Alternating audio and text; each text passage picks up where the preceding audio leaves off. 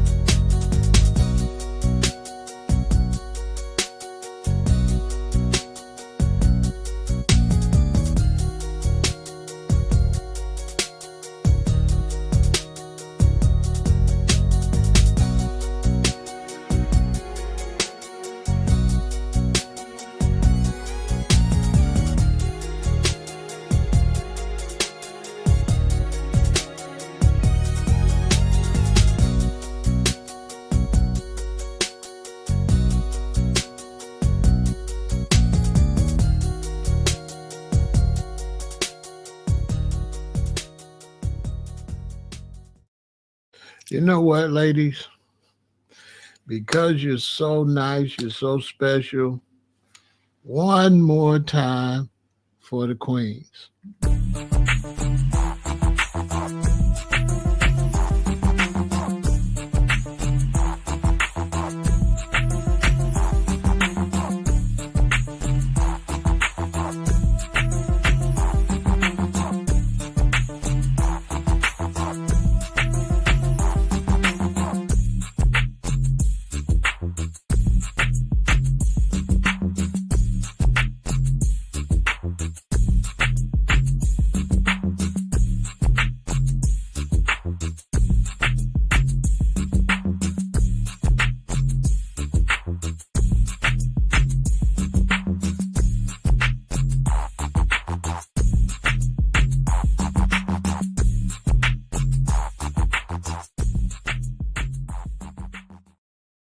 Okay, that's for the ladies. You know, I had a mother, I had a grandmother, I had a sister. My sister is my ace boon coon. I got three daughters. I had three wives. Hey, I tried, but I loved them all. I still love them all today. I still love them all today. And, you know, if they have problems, you know, they know if they call me, it's going to be smoke with no strings attached. So any lady I've ever had any experience with, I don't want to necessarily get back together with them, but don't bother them. Because if they don't have nobody to call, they know to call me and they know it's going to be a problem. A lot of times that never ends because, you know, it's my children's mother. What do you want me to do? You know what I'm saying? These are my children's mothers. Hey, man, you mess with the children's mother, your daddy got to do something. You know, if anything happened to them, it break my children's hearts. You know what I'm saying? They heart be broken. I can't let you do nothing to my children's mother. You know what I'm saying? That can't happen. You know, that can't happen. Now, they can't call me because they got some boyfriend and they get into it, you know. Don't call me for that. You know, break up, call the police, get order protection or something. But if it get a little crazy,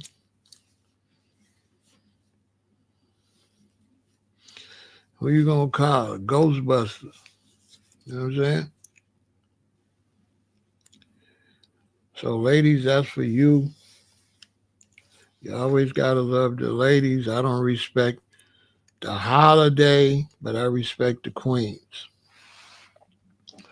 So, tonight, I was going to chill because a lot of times I don't really be want to go live on these type of days.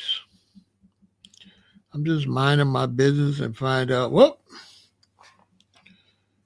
this Tony Busby guy drops the bogus case against Jay-Z and Diddy. Now, somebody said he happy for both of them. Well, it's the reason I got Diddy little. This is not Diddy's main cases. So this has nothing to do with Diddy's main case. His cases are still what it is. Jay-Z is in the clear. But here's the thing. It was never a criminal case. And I'm really pissed. I'm gonna try to hold my temper because this was never a criminal case. This was a civil case, aka a shakedown.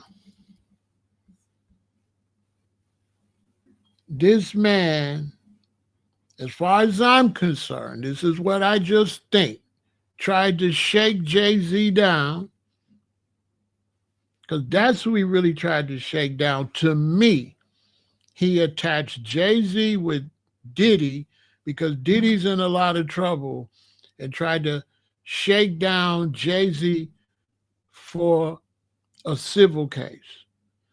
When Jay-Z and his attorney first respond, they say, well, if it's this horrendous, why isn't this a criminal case? File a criminal case. That's because this guy right here tried to use the law to extort Jay-Z. Now, to me, this man should go to prison because we're always told don't take the law into our own hands.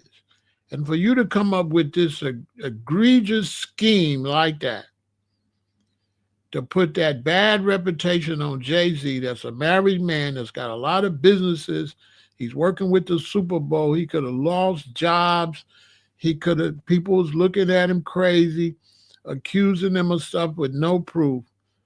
To me, this is criminal. To me, this is legal extortion, And this man should be put under the prison. Well, yeah, put under the prison. Okay? He should be put under the prison. Now, for those of you who don't know, this is the story where the 13-year-old girl said she hitchhiked, I think, from Ohio to New York. She's outside of the Grammys. She's 13. She's outside the Grammys. She runs into a limo driver. The limo driver says it's an after party. I got to drop some people off. I'm going to come pick you back up and take you to the after party. She waits outside the Grammy. The limo driver comes, picks her up, takes her to this after party where she is SA'd by Diddy and Jay-Z. 13 years old. She's in the after party after the Grammys where she didn't hitchhike or something all the way from Ohio to New York. Then after what happened to her, she walks back to a gas station, which Gene Deal said there ain't no gas stations to walk to, which is an absolute fact. You've been to New York? Well, I have. More than once. And it ain't no gas stations in New York. Seriously. There's no, like you're in Chicago, pretty much everywhere you're at, you're kind of close to a gas station. Well, not in New York. As a matter of fact, one time we ended up trying to find a gas station. We ended up in Jersey. There's no gas stations in New York like that. So Gene Deal said, according to where this party was at, there's no way she could have walked to no gas station and she wouldn't have been able to find no gas station. It's that far away. On top of that, she said she walks to the gas station. She said she called Daddy in Ohio. Her daddy drove 3 hours to pick her up and take her back. When they interviewed the father says, it seemed like I would remember that. Can you believe this? The father said, if I drove 3 hours to pick her up and she was 13 all the way in New York, it seemed like I would remember that. And I do not recall that. The father would have called the police right there in New York. So you're telling me my 13-year-old and went first off, my 13-year-old then made it all the way from Ohio to New York. My 13-year-old made it outside the Grammys. My 13-year-old stayed outside the Grammys till it was over. Waited till a limousine driver dropped people off and came back and picked her up. And then my 13-year-old went to an after party. Now, when all the facts come out, the time she went to the after party, neither Diddy or Jay-Z is at the after party. Duh. This is what happened when you be lying, because when you leave the Grammys, you go to other Grammy parties first before you go to your party. So they said Jay-Z left and went to this party, Diddy left and went to that party, and there's no way they would have even been at this grown adult party with a 13-year-old wandering around. Now, I'm going to tell you straight up. It ain't going to be no 13-year-old just wandering around at no adult party unless that 13-year-old is a celebrity, which they would be able to, like a Justin Bieber, they would be able to make a reason why he's there because he's a big star, a young Usher or somebody like that. But a 13-year-old nobody is just wandering around a celebrity party with a bunch of grown people. Everybody gonna be like, who is that? Whose kid is this?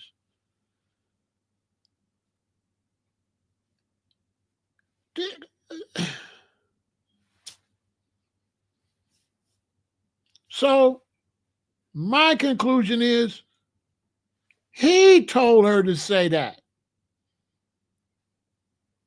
He told her to say this to try to put a public pressure on Jay-Z because Diddy's already in trouble. So connect him with Diddy, say him and Diddy did it, file a suit and hope that Jay-Z go for a settlement for a quick bag. It's nothing more than extortion. The FBI needs to arrest him. He needs to be disbarred because you can't say a big celebrity like that did something like that and put that on nobody's jacket with no proof just to get a payday. It makes me think about Emmett Till, how the lady lied on Emmett Till. How, and if you think back historically, what happened?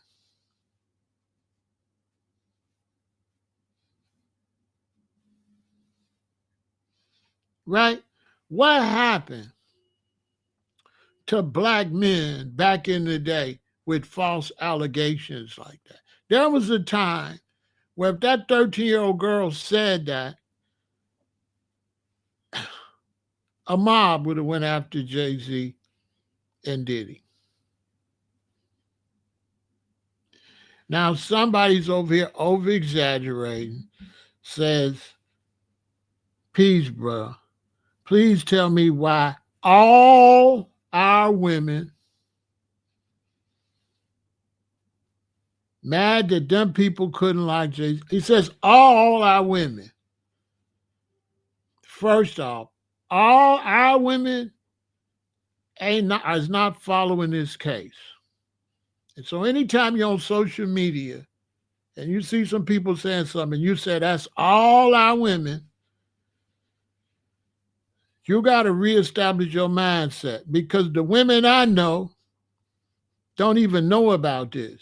Like the majority of women, black women, don't know nothing about this.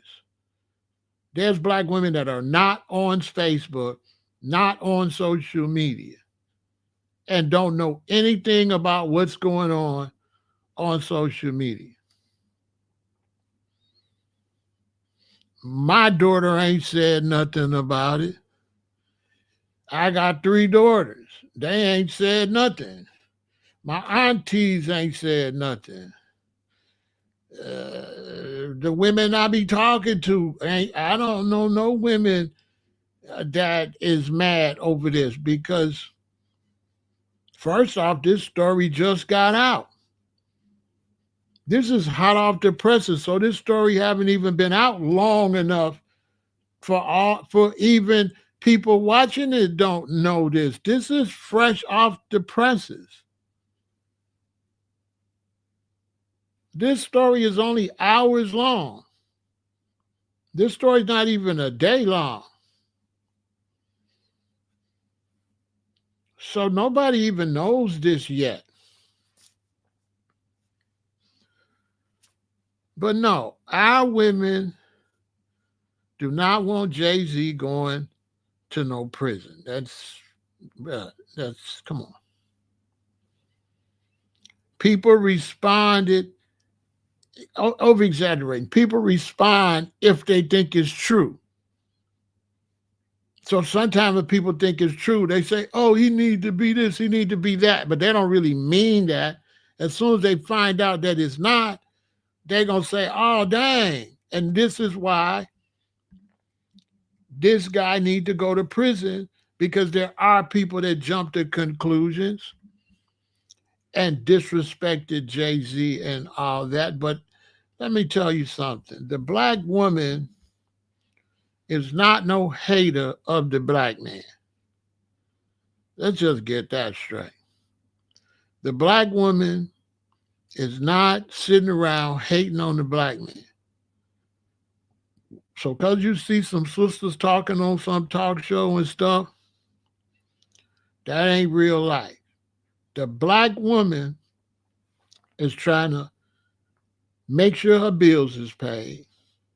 She might got to go to work. Her main focus is her children, then her man. And so the black woman's main focus is her children. When she get up, she think about her children. When she go to bed, she think about her children. When you got a black woman, you assist her thinking about the children. You all's main life centers around the children. It don't center on no social media story or nothing like that. It's Valentine's Day, and there's very few black women care anything about this story tonight. They got their flowers, they got their candy, they got their little sexy outfit for the night. Ain't nobody. That's that's all false. Okay, let's not put out no false narratives out here. Okay, the black woman loves the black man unless she's LGBTQ. You know what I'm saying? You know what I'm saying? Yeah, I got to get rid of you, bro. Yeah, I'm not doing. I'm not dealing with you. You know what I'm saying? Not tonight, bro. And so, ain't nobody paid no money. The story was false. The story was false. Only somebody crazy would even believe that story. The daddy already said he don't remember picking her up. But you got this brother coming over here. I don't know who this person is, but I don't believe this person is necessarily, this person. That's why I just had to ban. I ain't gonna even say they internet name because that's probably not even their real name. But no, Jay-Z is totally innocent of that. You know what I'm saying? That's not happening like that. That's not happening like that. When you are talking about underage girls, seriously, you're talking about 16 and 17. That's typically the age, not no 13. When you talk about underage girls, when situations do happen, they be 15 and 16 years old, 17 years old, not 13. This is a fact. And when they be 17 years old and sometimes 16, they be telling people they 18. Okay? You understand? They might be 18, telling people they're 18. Ain't none of that 13. That's not happening. With black people, you can't come hang around black people at 13 years old. That's not real. If that's done privately with some real lunatic. But as far as like out around people, like a party or something like that, 13 it's not happening. That's not happening. That's not happening. There's no brothers hanging around a bunch of brothers with no 13-year-old. That's not happening. That's false. That's not happening. If a man gonna do that, he do it 101 and sneak her in his mom and them house when he ain't home. He 21, messing with a 13-year-old or 14-year-old, and he sneak in, but he cannot bring up around everybody. Okay? They be 16, 17 years old. Like one time I was with a young lady. She told me she was 19, going on 20, but she was only 18. And the only reason I found out she wasn't 19 going on 20 is when I went to drop her off at home one day, her mama came out and said, "Who is this?" And he said, she ain't nothing but 18. I said, "Are you kidding me?" But you can't tell the difference between 18 and 19. You could be 18 in October, and if your birthday in November, you could be 19 in December. You know what I'm saying? What the hell's the difference between 18 and 19? But I didn't like the fact she told me she was 19 going on 20 when she had just turned 18. I didn't really like that. So I stopped messing with her. But it wasn't like nothing weird to me. You know what I'm saying? She was hittable. She was fine. She wasn't no, she didn't look like a little girl till she told me she was 18. Till her mother told me she was 18. That's when she looked younger. You know what I'm saying? But ain't no 6, no 13. Ain't no 13. It's gonna be a borderline sometimes, 17. That could happen. That man shouldn't have lied on that man like that. You know what I'm saying? That man, let me tell you something, man. All them stories they saying on Jay-Z,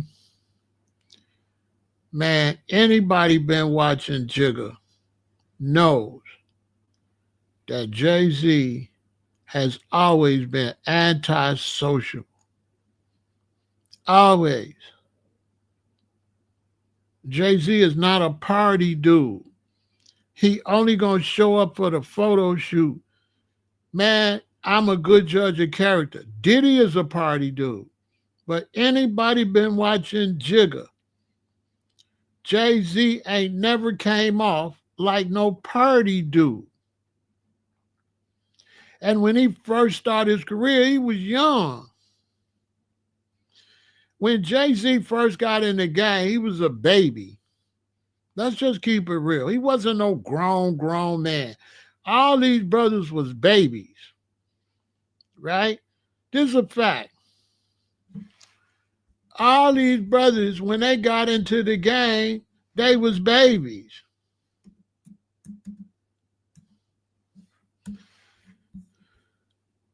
This is an absolute fact.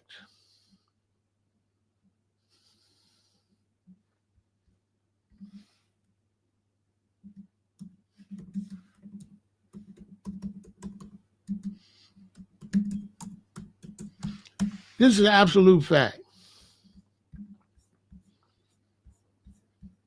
So some of the stuff they saying about Jay, it ain't making no whole lot of sense because Jay-Z was a baby. I watched all these people grow up. And when Jay-Z got in the game, he was a baby. He was absolutely a baby. No ifs, ands, and buts about it. And Jay-Z is antisociable and has always been antisociable. You can't tell me nothing about no brother or no sister when I see their character and how they move.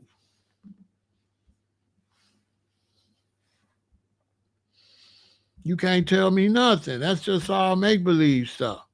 They just be making stuff up. And when these brothers be young like that, you know what I'm saying? Jay-Z born in 69, right?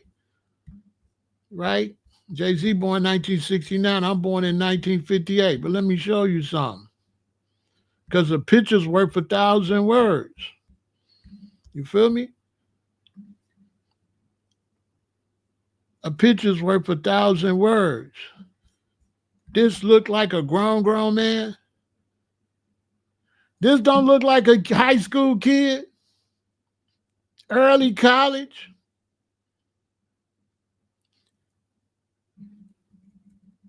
Look at this Jay-Z. And look at this Jay-Z.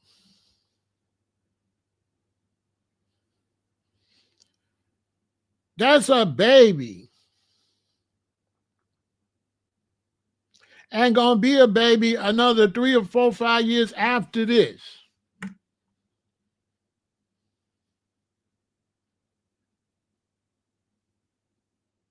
There ain't no man like that. Come on, man. Do y'all have job? But I understand some people don't know because I'm older, so I've been watching them when they came in the game. So I understand if you're around their age or younger than them, you wasn't my age, so you wasn't watching them when all of them was shorties to me. KRS-One, all them, they was shorties when they came in the game. You know what I mean? So, man, don't go be trying to tell me nothing that Jay-Z did way back then, man. Come on, man. Come on, stop. You know what I'm saying?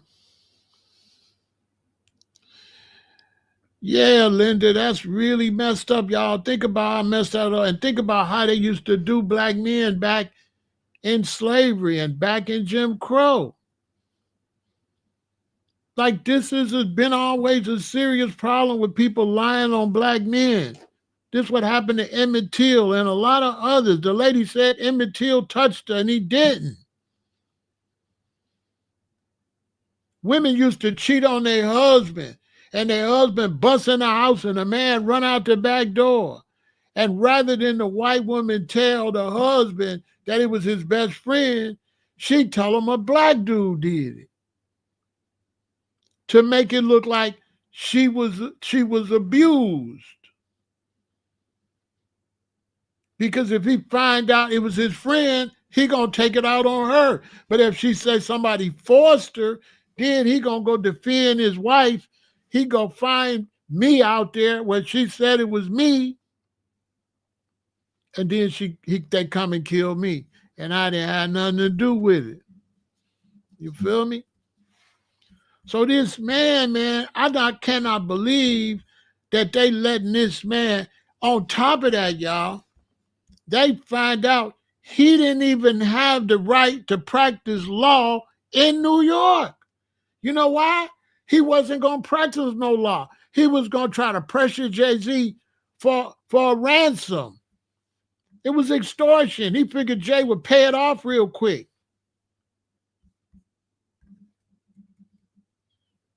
This got to be illegal. Hey, this is some of the worst stuff I ever heard of. So Jay-Z made a statement. Check it out. New York, February 14th, 2025. That's why when dudes say our women, this just broke. So our women don't even know this happened. Today, Sean Jay-Z Carter issued the below statement in response to dismissal of Tony Busby Jane Doe lawsuit with prejudice. This is what Jay say.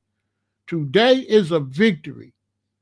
The frivolous, fictitious, and appalling allegations have been dismissed. This civil suit was without merit and never going anywhere. The fictional tale they created was laughable, if not for the seriousness of the claims. I would not wish this experience on anyone. The trauma that my wife and children, my loved ones, and I have endured can never be dismissed. I feel that. Because in the social media world, people gonna start trying to say you guilty before any proof. Fine, you trash him, he the worst. Jay-Z ain't no good. Then you find out this guy lying now. Where is the pressure on him? He tried to ruin a man's life. This man should be sued for every penny he got, and he should be locked up. Look, I've been saying this. When you on the side of the law and you break the law, you should get double the time. Whatever the time is for extortion, the fact that he a lawyer, he should get double. That would break that up. You can't let those that's responsible for protecting the law and making people abide the law, you cannot let them break the law. You involved with law and you do something wrong, you get double the time. Because here you are locking up people and you doing the same thing. And you gave him 10 years. Not only that, you locking up people. Now we find out these people was innocent. So if you lock a man up for 10 years and he do 8, and we find out you lied, you should do 16. Here go the thing. Good question. He said, what about the girl who lied? I don't believe she lied. I believe he made that story up. Think about it, Big Barnett. Her story made no sense, right? Where'd she get that story from? Man, he made that story up. There ain't nobody would have made that story up but him. That girl did not make that story up. That's why he never exposed who the girl is. We don't even know who the girl is. Check this out. You're not listening, Big Barnett. Is there even a girl? Listen, y'all. Is there even a girl? So I'm a lawyer. I come out and say my victim say this and that. I don't got to show y'all the victim. I could make a victim up. Man, I'm telling you, listen, Big, if they find there is a girl and bring her to court, I guarantee you she gonna say, he made that story up and he promised me some money. I guarantee you. Big Barnett.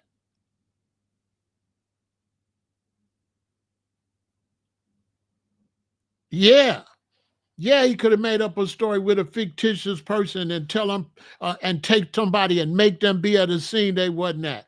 Ain't no 13-year-old girl hitchhiked in Ohio, got in that. Her daddy came and picked her up. He don't remember the story. He don't remember the story. If you look at it, because Jay-Z said, why you don't file a criminal charge? This dude made that up. You know how I know he made it up? Check this out, Big Barnett. You know how I know he made it up? Because he said Jay-Z and Diddy, right? Only a lawyer would throw Diddy in there, right?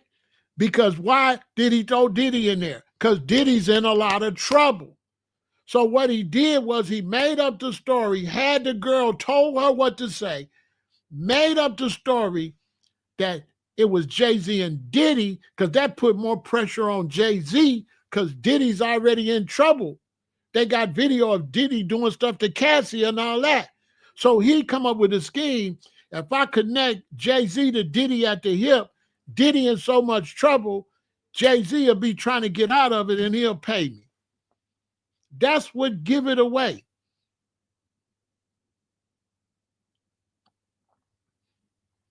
That's what's going to give it away. Because he tried to connect Jay-Z with Diddy. Nobody's been publicly identified that I know of. I could tell a lie. Jay-Z and Diddy with a 13-year-old girl, both of them. Who believe that? Who really believed that Jay-Z and Diddy wanted to be with a 13-year-old together? Do anybody really believe that the night after the Grammys, where Jay-Z went with his wife, and they got the best women in the world want to be with them, and they want a 13-year-old? A 13-year-old nobody? When they surrounded by celebrities? At 13. So even me, you're telling me I'm going to pass up all these women that'll be with me, the top chicks in the game.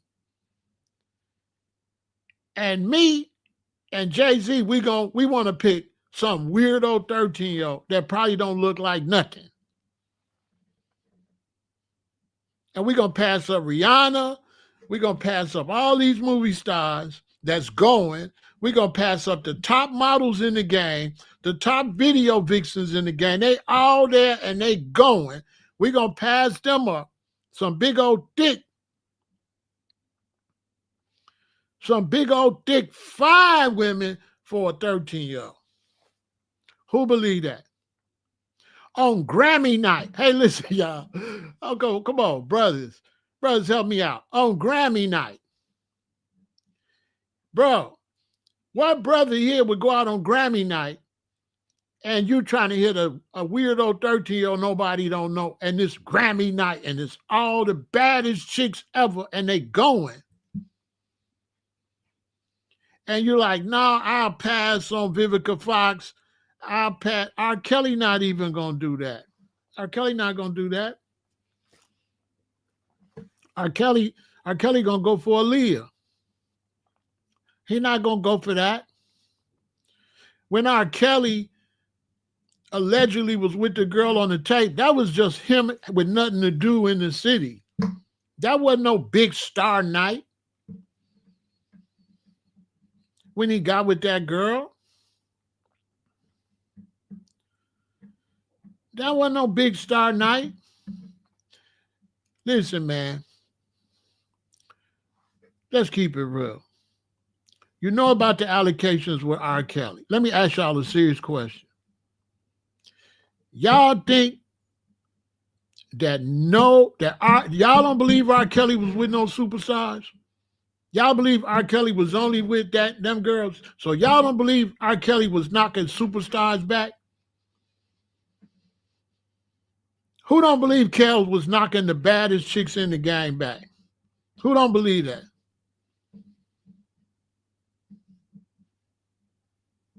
Because legend has it, he was with Aaliyah's mama. And she was just thrown in. She was just part of the two-piece. That's what the story is. The story is he was in Aaliyah and her mama.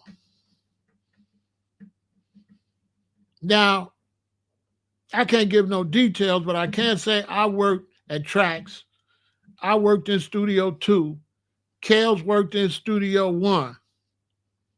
So every night I went to the studio, which was like 4-5 times a week. R. Kelly, it's only 2 studios. You walk in down here, you go that way, that's R. Kelly studio. You go this way, this is my studio. When the 2-inch machines is in the door you open, and it's a 2-inch machine.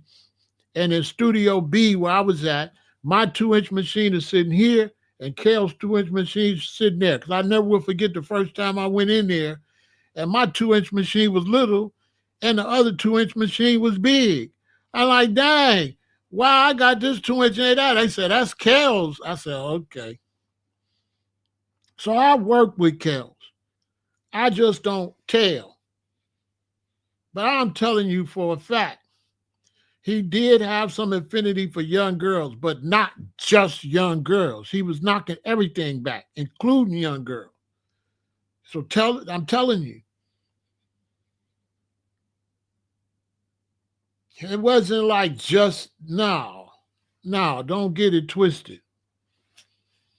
Don't get it twisted. On top of that, that was the X era, and a lot of people had mental issues because they was dealing with the X. Do I think he'll do the whole 30? I don't know. I don't know what he'll do, because I never socialized with him. So I'm a boss. I would come to the studio. He'd be outside there. I park here. I would just do this. I go in the studio. I never once went and talked to him. I just wave and go, because I'm here to work. You know what I'm saying? I'm just here to work. But he used to send people over on my side and be like, Pharaoh, Kel says send him 500, send him 300.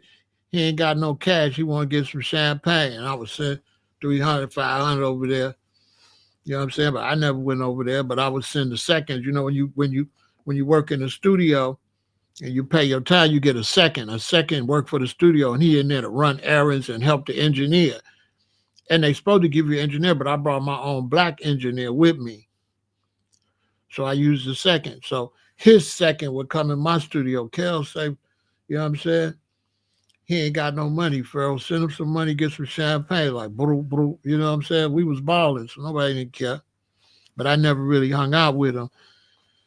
But I know that it was women in the hallways straggling around, and they wasn't no young girls. I know that because a white lady, I went out and the white lady was out there with no clothes on, see-through thing with nothing on, and she just wandered in our studio, and she was grown, grown.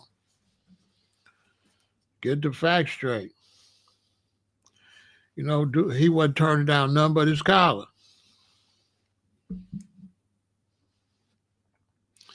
Yeah, I worked at Tracks.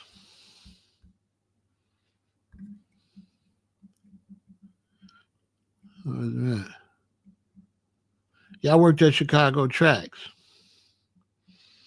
You know what I'm saying? You know what I'm saying? I worked at Chicago Tracks. You know what I mean? Well, I worked at all the studios because I was trying to take my young rappers to all the big Chicago studios. I worked at Chicago Recording.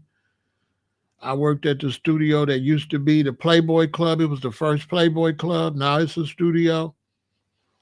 You know what I'm saying? Because I wanted to give the young brothers the experience. You know what I'm saying?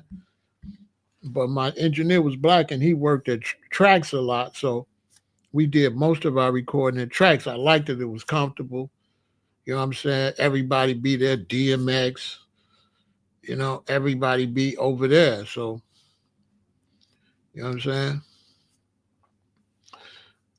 I liked working over there. I was just comfortable working at the same spot. You don't really want to jump around too much, but we did jump around a little bit. But I just feel like, you know, this is just low down, man. You know what I'm saying? Yeah, Malcolm, I worked at Tracks. I worked at Chicago Recording. Let me see.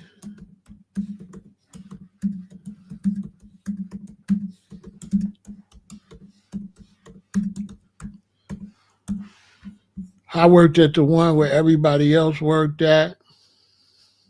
Uh,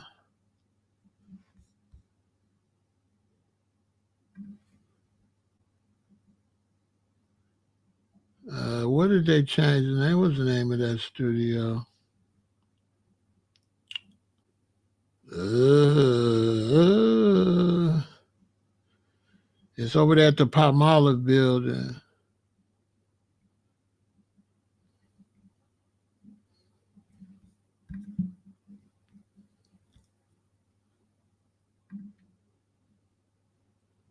I forgot the name of it. I need to call Ron. He'll tell me.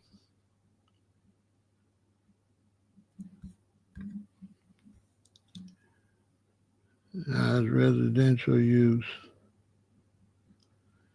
I forgot the name of that studio. It'll come to me.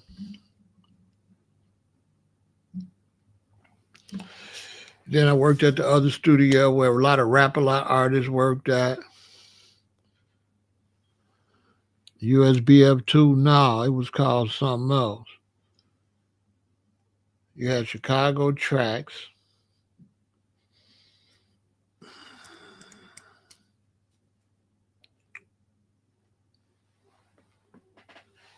Hold on, man. Hold on. Actually, it was the first studio we went to, but they didn't treat us right. Let me call my man right now. I need to remember this for my book.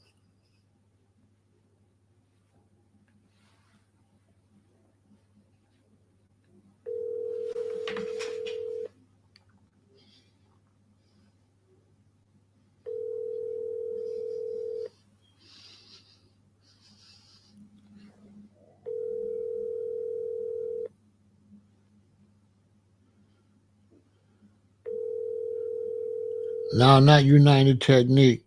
The one right there on Grand,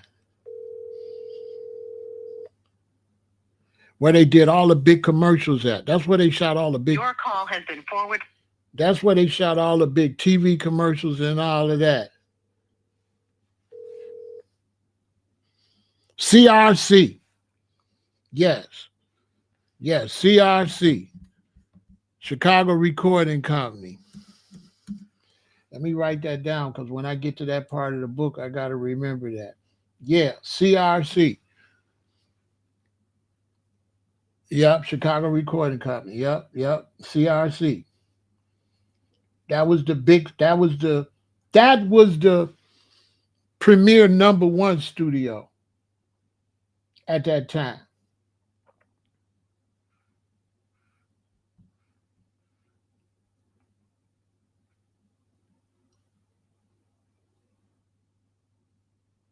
Let me write this down, y'all.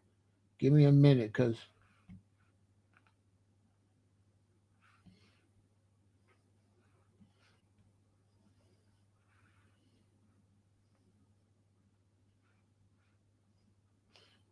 and they apologized for doing us bogus. And we worked there a lot at CRC. We worked at CRC a lot, and then we worked at a lot of them.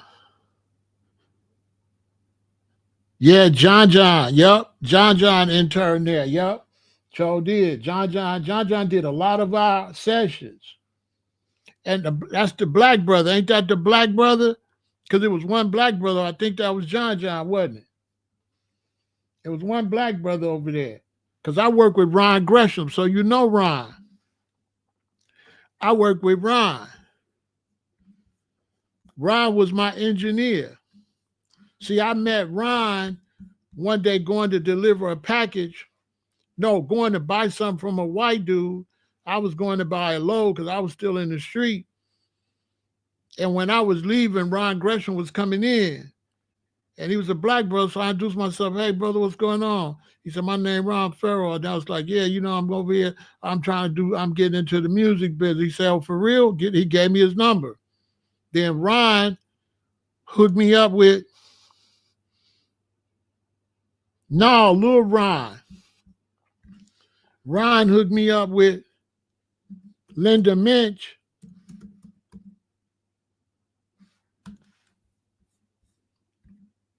Ron Gresham hooked me up with Linda Minch.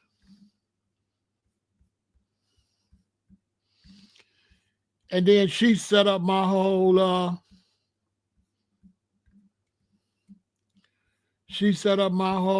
situation.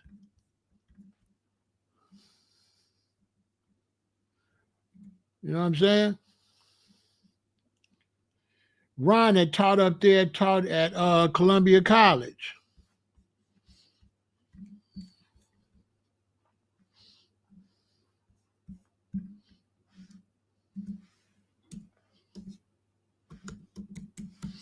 Short Ron. That work with everybody, work with Babyface and them, all of them.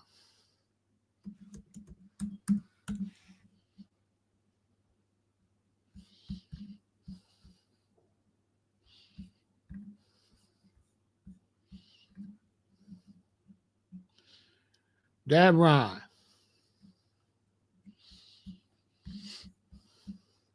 That's who put me in the game. My brother Ronald Gresham. He ended up getting throat cancer because he wouldn't put them cigarettes down. But that's who put me in the music business and walked me through the whole thing and introduced me to everybody in the business. Because a lot of these records I got behind me, Ron was on them. Hold on.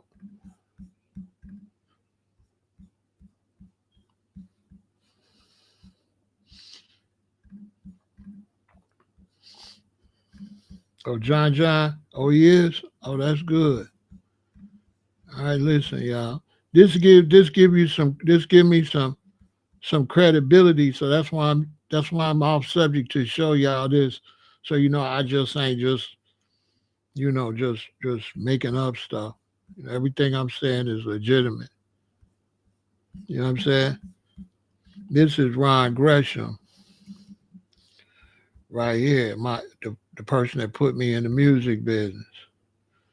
This is a small picture, so when I blow it up, oh, I know where I can get a picture at. My bad. I know I can get a picture, and I'm tripping. You want a picture? Go to Facebook.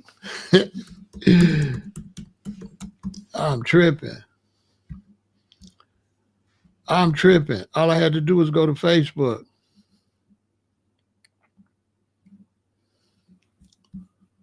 Okay. So this is Ron right here that put me in the game. Ronald Gresham, one of the top engineers in the game. Real talk.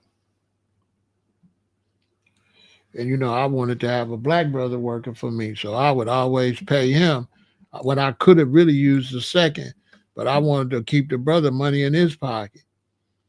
So instead of me having a free engineer, I'd pay Ron $100, $150 every night on top of my fee.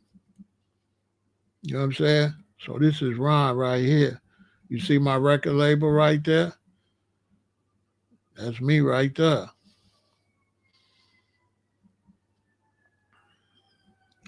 You know what I'm saying?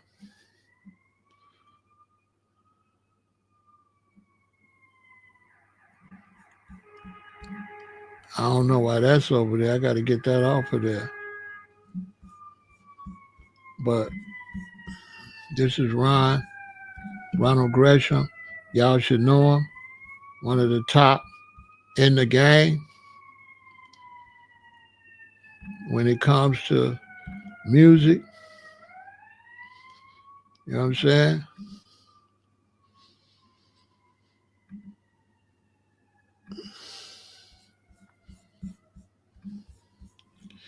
One of the top in the game when it comes to recording and music. And this will put me in the game. And because I took him to the studio every day, he ended up working for Kales. So we end up doing a lot of work for R. Kelly in the middle of all of the, you know, when all of that was right before all of that hit the fan. You know what I'm saying? This is one of the top black men in music. He's on lots of records. Man, you name it. From groups like LTD, Babyface, and all back then. He was a part. He did the first house record. He did the first house record. He did it with the house guy. What's the guy do the house? Okay, there we go with his award. You know what I'm saying? Well respected in the game. This was my engineer that put me in the game. Ron Gresham. He like a brother to me. Like if he would have been home, he probably out partying. If he would have been home, he would have answered. And I can call Ron and be like, Ron, I'm broke down. And he gonna come get me. Yeah, he the one taught me the music business. This is Ron before he got the throat cancer. So this is when I was working with him. You know, he said old school 808. He know all that stuff. You know what I'm saying? So that's the man that put me in the game. That's my brother forever. You know what I'm saying? That's my brother right there. My whole record label, he helped me get it going. You know what I'm saying?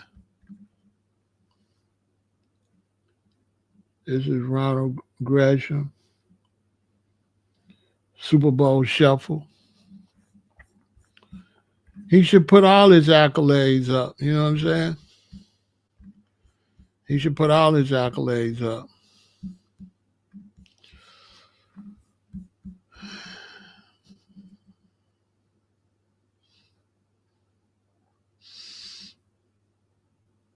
Yeah, that's Ronald. You know what I'm saying? He put me in the game. You know what I mean? And that's how I got on Showtime. You know what I'm saying? That's how I won all these awards. You know what I'm saying? That's how I got music on TV. So I'm saying all that to say I was there with Kels. All the big superstars came through. They always behaved themselves in a pretty good manner. The only thing got a lot of brothers off was the X was out, and the X had just came out, and all these brothers was partaking in the ecstasy, and that was causing problems. That's why don't do drugs, because a lot of these things they lying to y'all. A lot of these problems that the brothers had back in the day was all based on ecstasy. It wasn't them in their right mind. No, they not set up. They not set up. It's a, you know what I'm saying? It's not like that. So okay, let me give you an example. We got a show at Seattle Hemp Fest. We go to Seattle Hemp Fest. My guys rock the show. We leave. We come back to the hotel. We at the hotel. All of a sudden, women just start flocking the hotel because they done met these women and give them the room number. My room is over here with one brother, and then they all over in the other room. When I hear all these women in the hallway, one time I had to jump out the shower, dry my dreads real quick, put on some clothes, and go over there because I had to C block. I had to go over there to manage it because all these women, they just be coming when they see you as a performer. And when you get on stage, women throw themselves at you. Even if you're just a local artist, like when I played reggae in Hawaii and California, women threw themselves at me. You don't go looking for them. They looking for you. And they just want to do anything to get with you. But then once they get with you a couple times, now they start wanting something. At first they don't want nothing. But okay, a woman to be with you, then they'll leave. They're not gold digging at first. They get around you, they leave. They get around you, they leave. They get around you, they leave, and now they feel like they coming up when they're around you, they're going down when they leave. They don't want to go down no more. So now they want something from you. They want to taste the life you tasted. So it doesn't happen. They don't come with you originally like that. They don't come at you originally gold digging. They come at you originally to taste the life. But once they get a taste of the life, then their hearts start hardening. They start thinking, you just ain't going to use me. Just like any woman. Y'all been in relationships. When you get with a woman, she one way until the relationship get good, and then she change. She start having all these demands because she feel like her, when y'all get together and do what y'all do, she feel like hers is more valuable than yours. That's why men got to stop that. We got to stop making our encounters with them where her encounter is more valuable than ours. It got to be even Steven. And if anything is the most, it's got to be ours because we the one that put the baby in there. We the one leave her with a fluid. She don't really leave you with nothing. So it's all twisted around. So then they get around you. Of course, when you're in the music business, what? If I got rappers, what? I'm dressing them. I'm buying them clothes. I'm buying them jewelry. So they shining. So then, funny stuff started happening. So every time we went out of town, I blocked the women. I blocked the women for two reasons. I blocked the women for one reason. I didn't want them to leave and somebody say, oh, they tried to do something to them. You know what I'm saying? And now we got a fake charge. The other reason I blocked them is because when I was taking these brothers out of town, we finna go to the airport or we going to the bus or we finna drive, guess what I got to do? I got to go to their house and pick them up. And who at their house? They woman. So when I go pick a brother up, he there with his women and his children, his woman is supporting our endeavors, sending her man with us, with me, to go promote this music, to make money, to come back to help the family. So I didn't feel comfortable picking your man up and taking your man out to cheat on you. And I used to have to tell the brothers, I'm not going to take you away from her and take you out there to cheat on her and then got to drop you back off of her and look her in her face. Y'all got to cheat on your own time. Y'all can't cheat on Rule the World Records time. Y'all can't cheat on the record label time. Cheat on your own time. Because I felt like that was dishonorable for me to take these men from their girlfriends and their wives and take them out there. And now they out here doing all kind of crazy stuff on my watch. Know what I'm saying? I'm not doing that. Because I used to tell them, it's rule the world.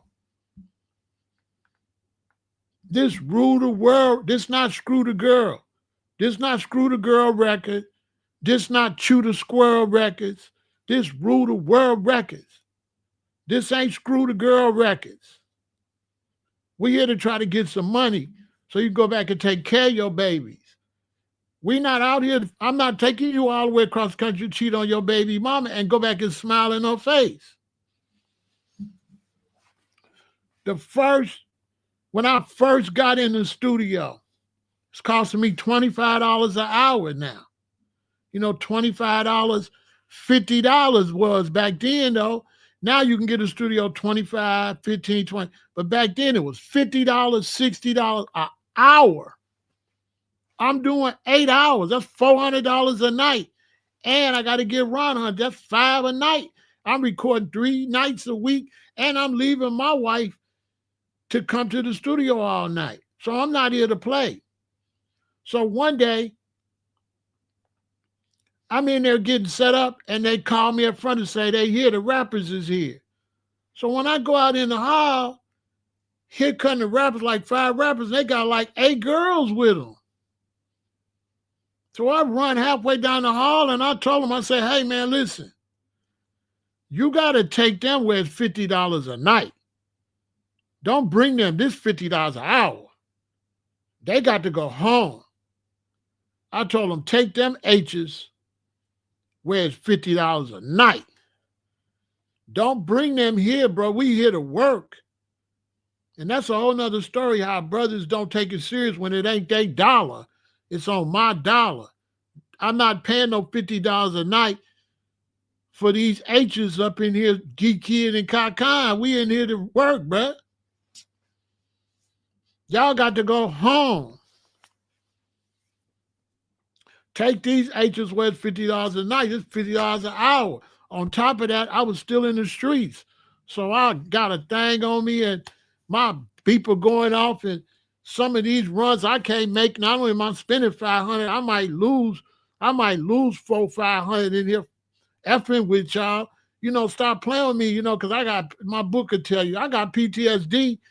I'm coming out the street. I just got out the county jail 4.5 months.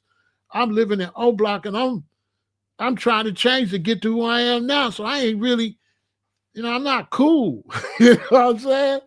I'm not cool. You know what I'm saying? I'm trying to be a professional. You know what I'm saying? I keep saying, oh, I can't handle them like street, because sometimes I just want to handle them like street. I want to lay the law down. You know what I'm saying? So I'm going to talk about all that in the book. We're going to get in the book so you can understand. The book going to be heavy, man, because this is what I was going through. I'm in a new relationship, a new baby, trying to get the record label off the ground. I got PTSD. So I'm on gangster time, but I'm trying to be a professional. And I'm trying not to threaten the rappers, you know what I'm saying? Because I want to do the rappers. You know what I'm saying? I want to do the rappers dirty because, you know what I'm saying? I'm not really playing up in here. And when you in there, it's all these ladies everywhere. And then there's other gangsters in there. So if you go like Studio Chicago, they might got two studios and you in here, and there's some gangsters from the west side in this one, there's some gangsters from the south side in this one, and it get kind of ugly up in there. Shout out to Uncle Roe. That's why I met Uncle Roe. He ended up being Chief Keef manager. But you know, you in there with Uncle Roe and all these dudes. These dudes ain't sweet. You know what I'm saying? That's a whole nother story. But with the women, you know, the women is everywhere. But you become a good judge of character, and Jay-Z is not the kind of person that socializes. You know, they lying on Jay-Z. Jay-Z is a rapper's rappers. He's about business. He's really not about none of that. Ain't no way Jay-Z gonna be with no 13-year-old girl. Man, they could get out of here with that. With Diddy? Come on, man. Jay-Z don't even like Diddy. Jay-Z don't like nobody. Jay-Z don't like nobody.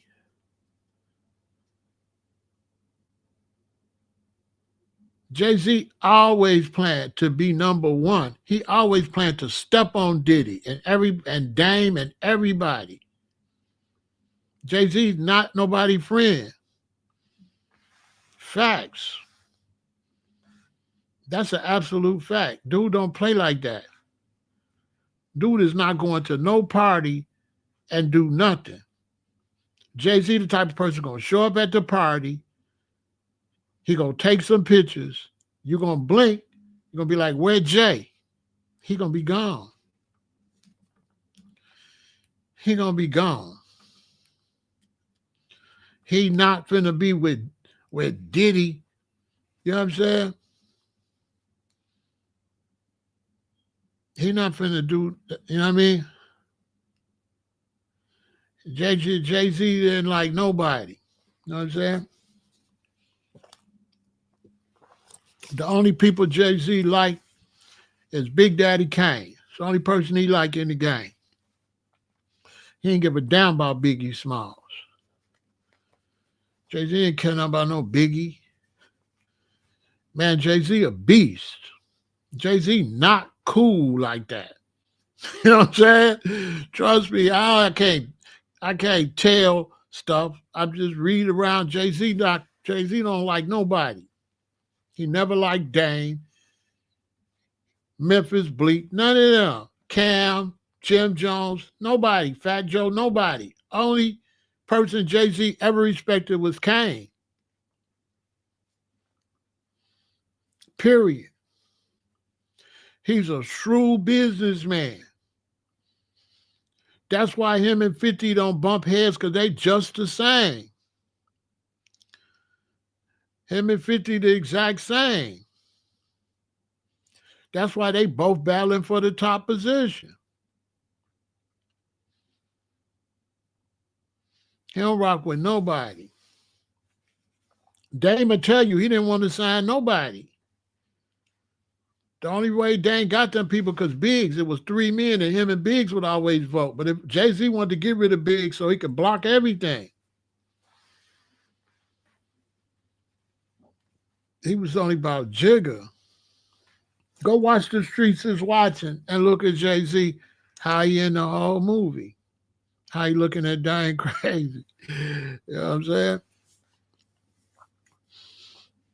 And so they lie, you know, to get back to the point, I just can't believe that they let this man tell these type of egregious lies that could cause a person all kind of problems, and there's no legal repercussion.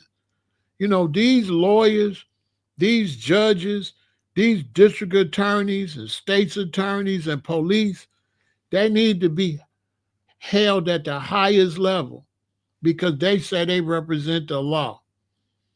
And I just don't agree with the fact that you represent the law, but you break the law. This guy is most likely a scam artist, and he tried to extort Jay-Z. and he should be in prison. He should be in prison because you're a lawyer. And you're going to go make up some cockamamie story, and then when it don't work, you're just going to drop the case, and that's just it? After this man married, he got children, his reputation out there, they could have kicked him off the Super Bowl committee and all this. You got him in front of people looking crazy with accusations. In a country where a lot of Europeans will just believe it anyway, you know how that go. On top of all this racism, they'll look for any reason to hate on him. This man should never be allowed to practice law no more. His word ain't no good. How you going to be a lawyer when now you have no credibility? How you going to be a lawyer? He should be through. Because you can't handle it the way you want to handle it.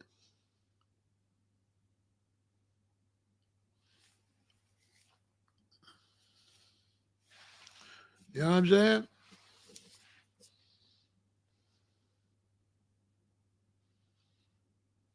I don't know, because a lot of them stories, I don't know if I could believe it or not, Sage Mo.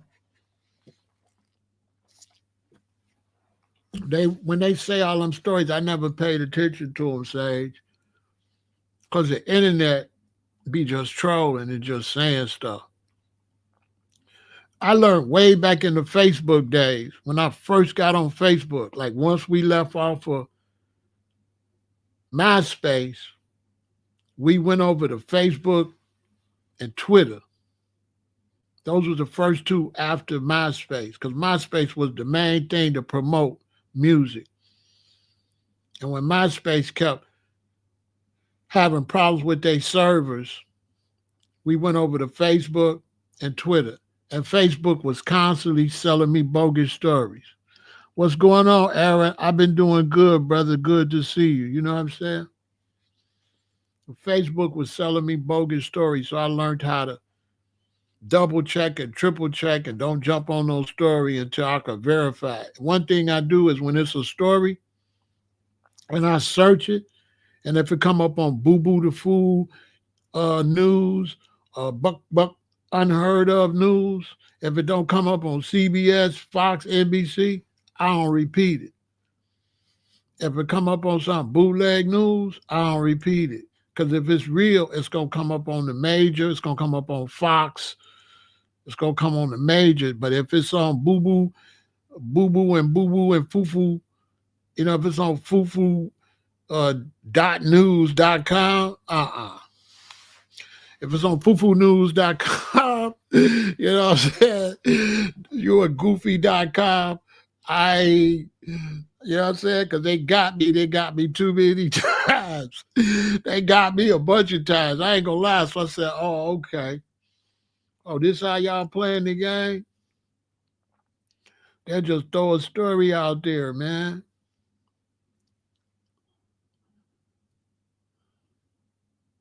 Nah, he ain't got the complexion for the protection. He a con man, and he played himself because see, they gonna come down on him. See, let me explain you something. I'm glad y'all saying that about the complexion for the protection. This is what Busby made a mistake. Busby is white, true, and he's a lawyer, but Jay-Z is working with some other white men. And them white men got money invested in Jay-Z. And he ain't got no complexion for the protection of them other white men. Where you damaging their money, like the people with the NFL. Jay-Z is their boy they got doing entertainment. And if you damage Jay-Z, you damage them. So no, complexion not going to save him because it's still white. And he hurting their money. He hurting their money. And that's why he had to drop the case. because they like, dude, you know what I'm saying? And watch, the hammer dropping on him, what is it? Okay, Monday, because it's Friday, no, Tuesday, after President's Day, watch. They're going to drop the hammer on his whole head because he messing with their money. He messing with their money. See, one day, I was driving Uber, and I picked this white dude up. He just had some jeans, a T-shirt and stuff. And he said, drop me off on so-and-so street. I ain't going to say where. To my office.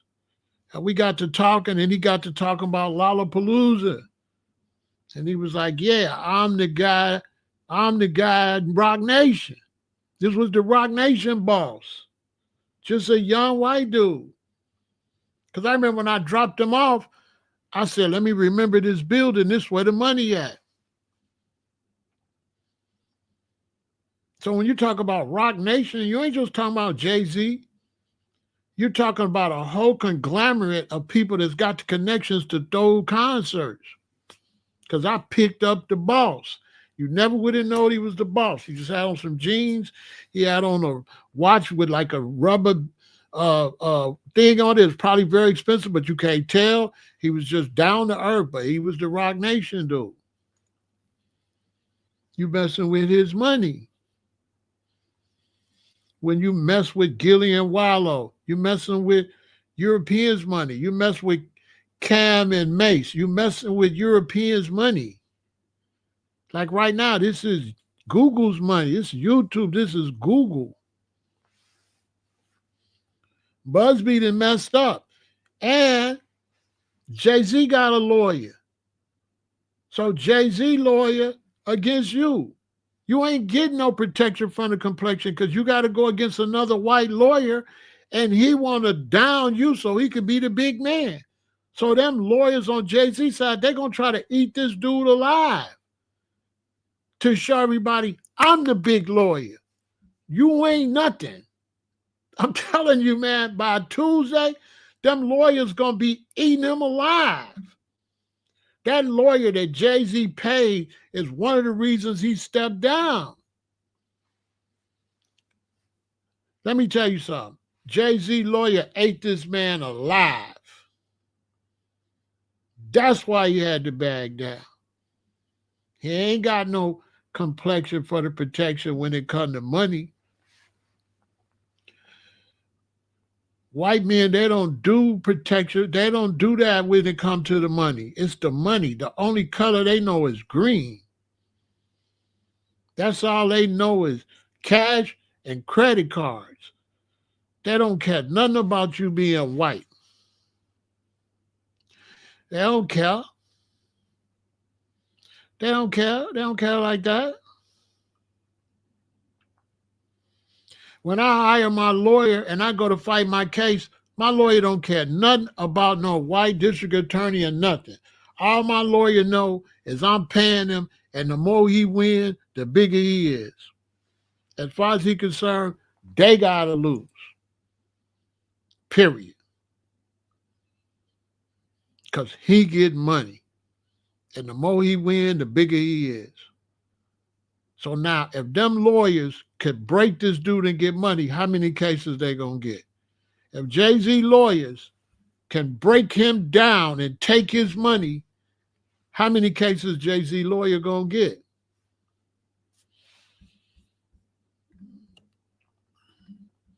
Think about it. That's money in his pocket.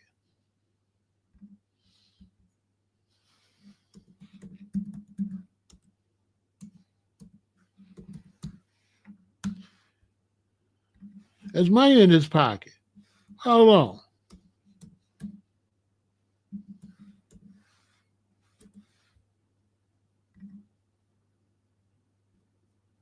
Hold on. Let me show you.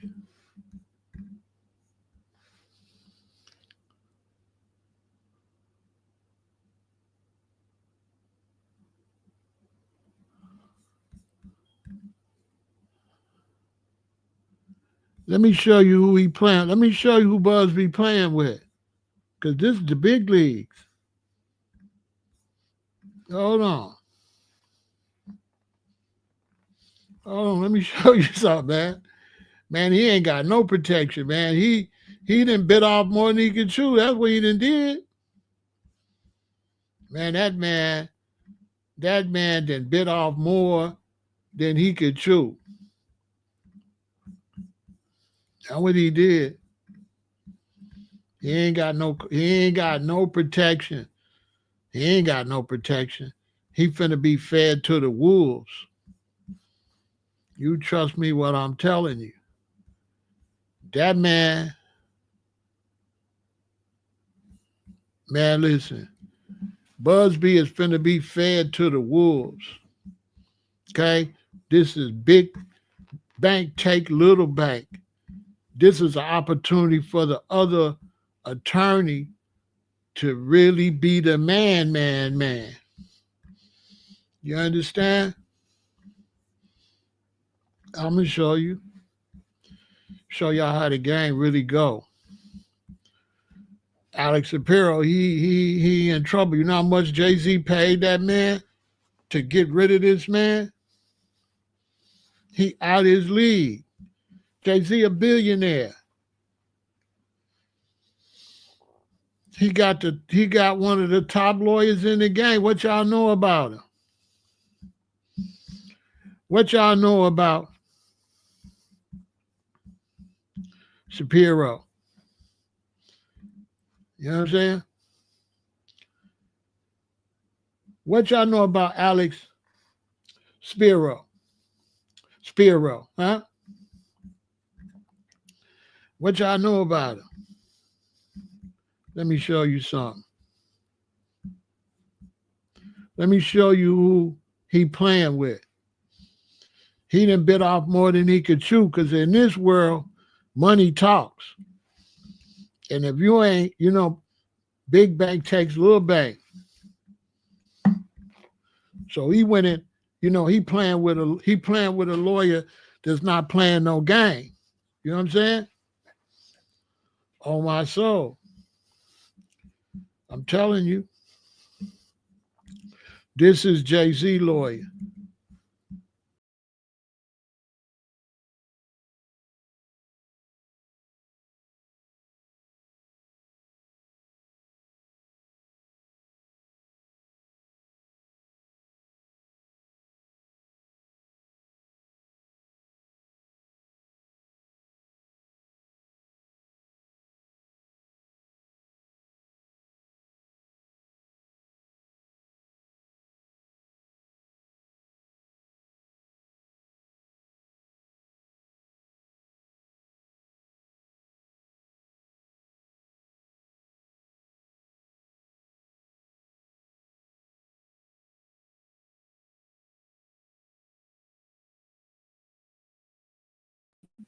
That's Alex Shapiro.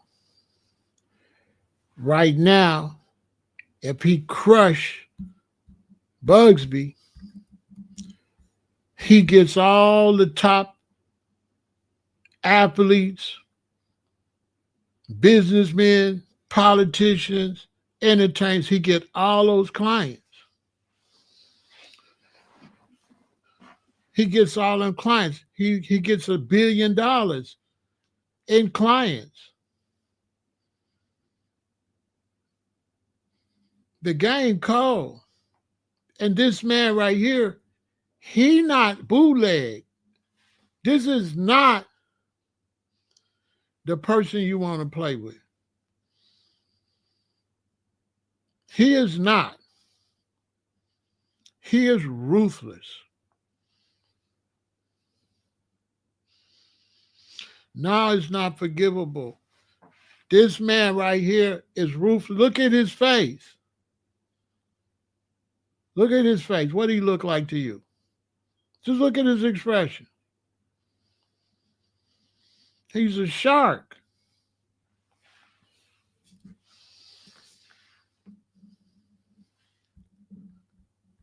This guy,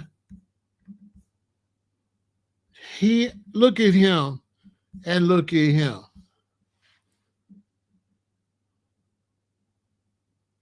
This dude stays in the gym. He's in top physical condition. And he's going to eat this man for lunch because, yeah, Bugsby's going for a bag, but he going for a bigger bag. He going for the big bag. He trying to represent 50 Cent and Denzel, and he trying to represent the big stars, all the big athletes. Everybody going to go to him. His phone going to be ringing off the hook Tuesday. Now that dude dropped his case, everybody know it's because of him. I don't know if y'all been watching it. Maybe I'll do a part 2 and I'll lay down how this man played it. He played it so cold. He the one, everybody said Jay-Z's first statement sounded like it was written by a lawyer. It was. He the one told Jay-Z, tell him, why ain't this a criminal charge? Right then, that was checkmate right then. If this really happened, why is it not a criminal charge? File a criminal charge. That was checkmate.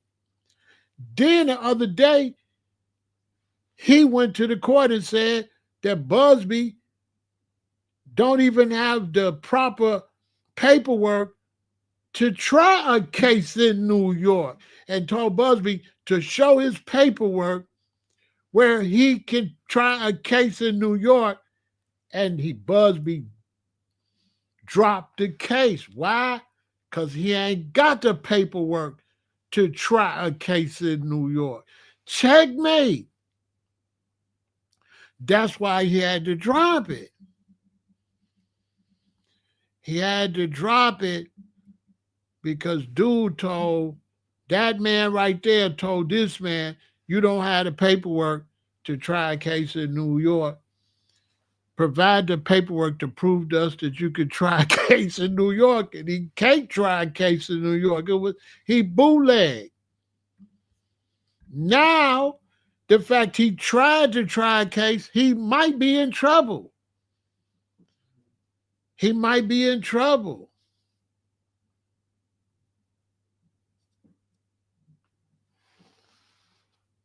Easy lawsuit. You try to have a case and you ain't even qualified to try a case in New York. This was a money grab. Your reputation's done. Who gonna hire you? Then he just helped Diddy. So the feds want him. Listen, man, I'm giving y'all a game. If this man talked to a lot of people in the Diddy case and had something to do with the Diddy case and made this mistake, he just hurt the feds, Homeland Security. He might have let Diddy go. This man might have messed up the feds case on Diddy. If this man hurt the fed case on Diddy, they're going to lock him up. They're like, okay, all right.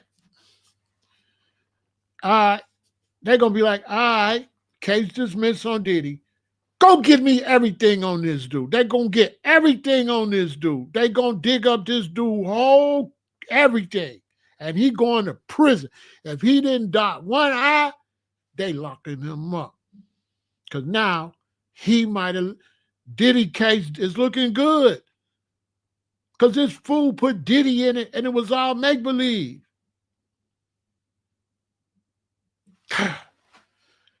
So Diddy case looking real good because this is one of the guys that interviewed a lot of the people in the Diddy case. He the one said he had all these people to testify against Diddy.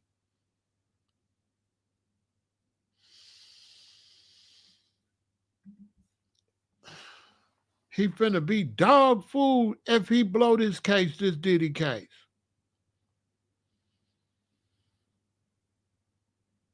Look, man, I'm going to give y'all a game. It's a high possibility next week Diddy get a bail. This is how law works.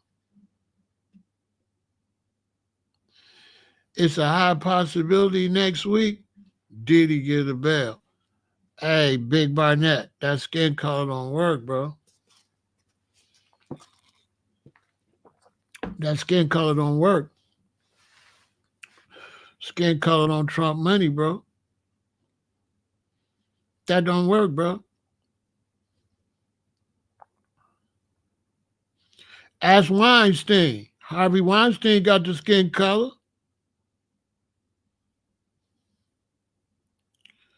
Jeffrey Epstein had the skin color. Some kind of way, he's no longer with us. Boy, they don't care. Epstein had the complexion for the protection. Listen, Epstein had the complexion for the protection, right? Where he at?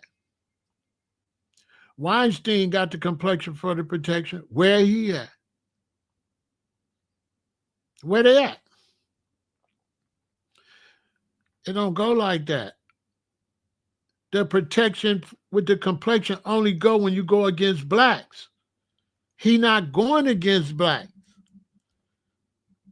Busby is not going against Jay-Z. He's going against dude. He's going against him. It's his money versus his money. Who you think the system gonna side with when it's two of them? Who you think the system gonna side with? Who boxing? Who you think the system gonna side with? Him or him? This got nothing to do. Listen, let me give y'all some more game. I'm glad you saying this though, Big Barnett. You helping me. You help me a lot, bro. You helping the conversation, believe it or not. Let me tell y'all something. All right, I caught my case, right? When I caught my case, listen close, Big Barnett. When I caught my case, I go to court. When I go to court, I got a bond, $250,000 bond. I'm looking at 8 to 40. I walk in front of the judge. When your first day, when you go to court, the judge asks you, he said, do you have an attorney? I said, yes, sir, Your Honor. My attorney says, right? My attorney, he said, who is your attorney? The judge says, who is your attorney? I tell the judge, my attorney is George Pappas. Listen close, Big Barnett. So when they arrest me, it's the police in the system against a black dude. You're right, Big Barnett. And the police got the complexion for the protection, and then they going against me. But when I go and tell the judge that my attorney is George Pappas, that moves me out the picture. Now it's George Pappas versus the prosecution. Now, George Pappas is white. The prosecution is white. But George Pappas is winning a lot of cases. If he don't win cases, he can't eat. So, listen close, Big Barnett. So they got the top prosecutor, and my attorney is one of the top white attorneys in Chicago. When they find out, Big Barnett, that my attorney is George Pappas, they're not going to put him against the top attorney general or district attorney, because they don't want the top district attorney to lose, the top white district attorney lose, and they don't want the top white defense attorney to lose. So what they do when they find out I got a high power attorney, they put him against a new state's attorney so that my attorney could win. So when I say my attorney is George Pappas, the judge is like, okay, cool. George, they say it just like that. George, because they know George. They all golf together. They all go to all the city events. George is always in their courtrooms. They buddies. As a matter of fact, let me rewind. When I first go to court, it's a different judge than I end up with. He say, who your attorney? I say, George Pappas. Boom. The next time I come to court, George comes to court. George looks at the judge, and after court, he tell me, Pharaoh, I don't like that guy. We gonna ask for a change of venue. The third time I got to go to court, I got a new judge. Guess who my judge is? Somebody George messed with. He got rid of the dude that he don't mess with and got his friend over there. So now the state's not fit to win because it's no longer me against the state. It's George against the state, and they know George got to win because if George lose, he ain't going to get no more clients. And the business got to work. They need attorneys to win cases. If attorneys lose too many cases, it messed the whole system up. These attorneys that win a lot of cases, they the ones putting money up for campaigns to be judges, to be mayors. They are campaign contributors. They also might be giving kickbacks to the judge for letting you beat the case. So this is what I'm trying to tell you, Big Barnett, from the time my lawyer's in there, I'm out the picture. Skin color's over with. Because now it's white against white. It's my white Jewish attorney against the state's attorney. So they give you a weak state's attorney that can afford to lose. They don't make the big state's attorney take a loss against George. They get an attorney, a state's attorney that's new so that they can take the L. And race ain't got nothing to do with it. Anybody go to court, check this out, Big Barnett. And guess what they tell you, Big Barnett? When you get a big attorney to come, after court, guess what your attorney tell you? Pharaoh, stop worrying about the case. Stop worrying about the case. I tell you. So check this out, Big Barnett. So I'm in court the next time. I'm sitting here like this. You sitting here, right, Barnett? And then they got that little wooden fist thing that go back and forth. And then they got the court secretary here, and the judge ain't on the thing yet. So attorneys come in, and they on this side, they on my side of this thing, and they stand up and they ask the secretary to take this case or whatever, and then they hand it to the secretary over the little gate thing. My attorney walk in, he just go through the gate thing and just walk up to the lady and just give her paperwork. I see that right away. Like, he just walked through there. Everybody else standing back on the other side of the swinging gate. Because I got a big time attorney, he walked through. Now let me show you the other side. Johnny Joe walk up there. They bring him out the back. The judge say, you got an attorney? Johnny Joe from the hood say, no, sir, your honor.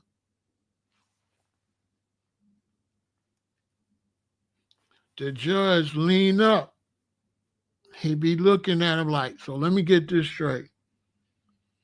You're on my streets, selling that stuff, making money, and you ain't got no money for us?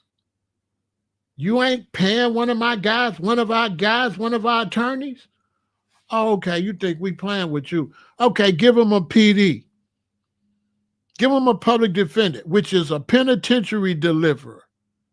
So when you go in there and you ain't willing to give no money back into the system, and you ain't willing to pay an attorney, and you come in there and you've been selling this stuff on the street and you ain't putting no money to the side so they can tax you, you going to prison. That's just how they look at it. They ask anybody when you go to court. The first thing they ask you is, do you have representation? And your whole case is based on if you have representation and who is it? And if you got big time representation, you go to court April the 5th. You get a continuance. The judge look at my attorney and say, how's June 17th? My attorney be like, could you make it June 29th? Except June 29th. I ain't got to come back for 2 months. You, on the other hand, they need you back in there quick so they can hurry send you to the prison. Me, because I'm paying, you understand? So what I'm trying to tell y'all is Jay-Z is putting money back into the system. The state's attorneys and the bigger lawyers, they're all a part of a justice system. And when you got a lawyer like this, the court is not going to side with him. They're going to side with the big money man. Big bank take little bank. That's just how it works, y'all. That's why if you're in the street hustling, you got to save money for a good attorney. Because if you ain't got no good attorney, then it's you against the state. But if you got a good attorney, it's your attorney against the state. You ain't in it no more. You out the picture. So my whole case, I wasn't even in the picture. George is handling that. It's George against the state, basically. And they all know George. So when everything done, I'm sitting there with my father. I'm looking 8-40. The judge heard all the evidence and everything. And the judge said, case of Pharaoh El-Aton, so-and-so, so-and-so, not guilty. And I walk right out. And George go get the percentage of my bail money that I had to put up. Not only that, I had to pay him $500 every time I go to court. Now, y'all really believe that lawyer ain't breaking off that judge no money? That lawyer breaking that judge off because that lawyer need to win in order so that lawyer could get more clients. When I go back to the hood and tell all the ballers I beat my case, they want to know who your lawyer is. It's George Pappas. They going to all call George. George going to get paid. The more George get paid, the more money go to the system because they all friends. They all friends. This man is friends with all them big judges and stuff, and this man is not. They look at him as trash. He not winning against this dude at all. He don't got a chance. That's just how the game goes. And only if it's a high profile case like OJ will they put the top attorney against the top state's attorney or district attorney. Then it's whoever. But it got to be a big profile case, and then they put the two best up there. But other than that, you get what you pay for. If you pay for a good attorney, you're going to win your case. Even if you lose, you're going to get a slap on the wrist. You're going to get a slap on the wrist because you get what you pay for. And I'm going to tell y'all something else too. If you're doing crimes, they got 3 types of attorneys. They got the PD, which is a free attorney, penitentiary deliver. They got the top-notch attorney that beat case. And guess what the third attorney is? They got the attorney that tell you should snitch Facts. I ain't gonna say who that is in Chicago, but it was an attorney in Chicago, and if you get him, he gonna tell you the only way you can beat your case is snitch. They got the snitch attorneys.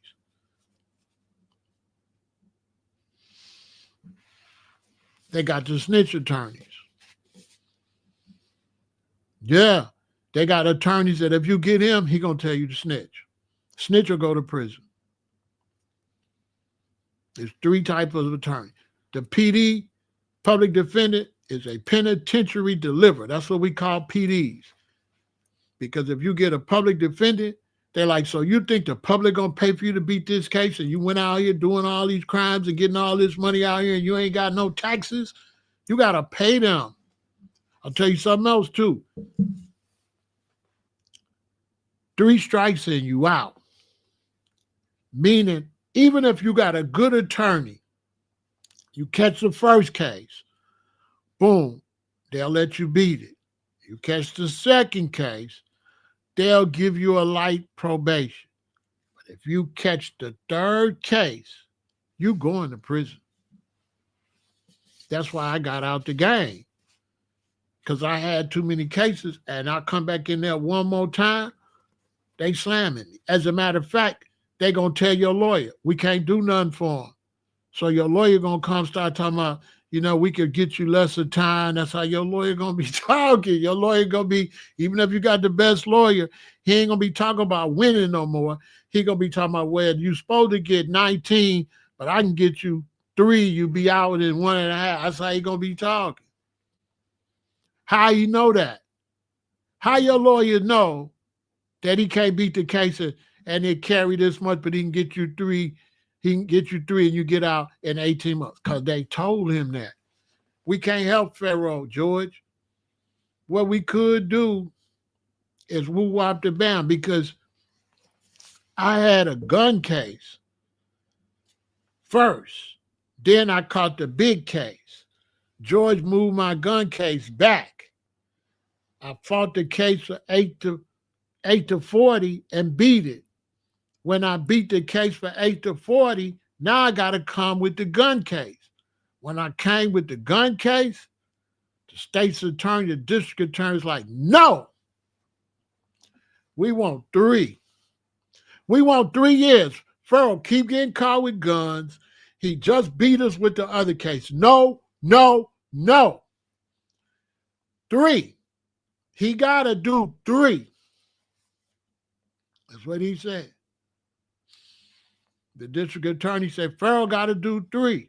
The judge looked at me, what you want to do? I said, I want a continuance.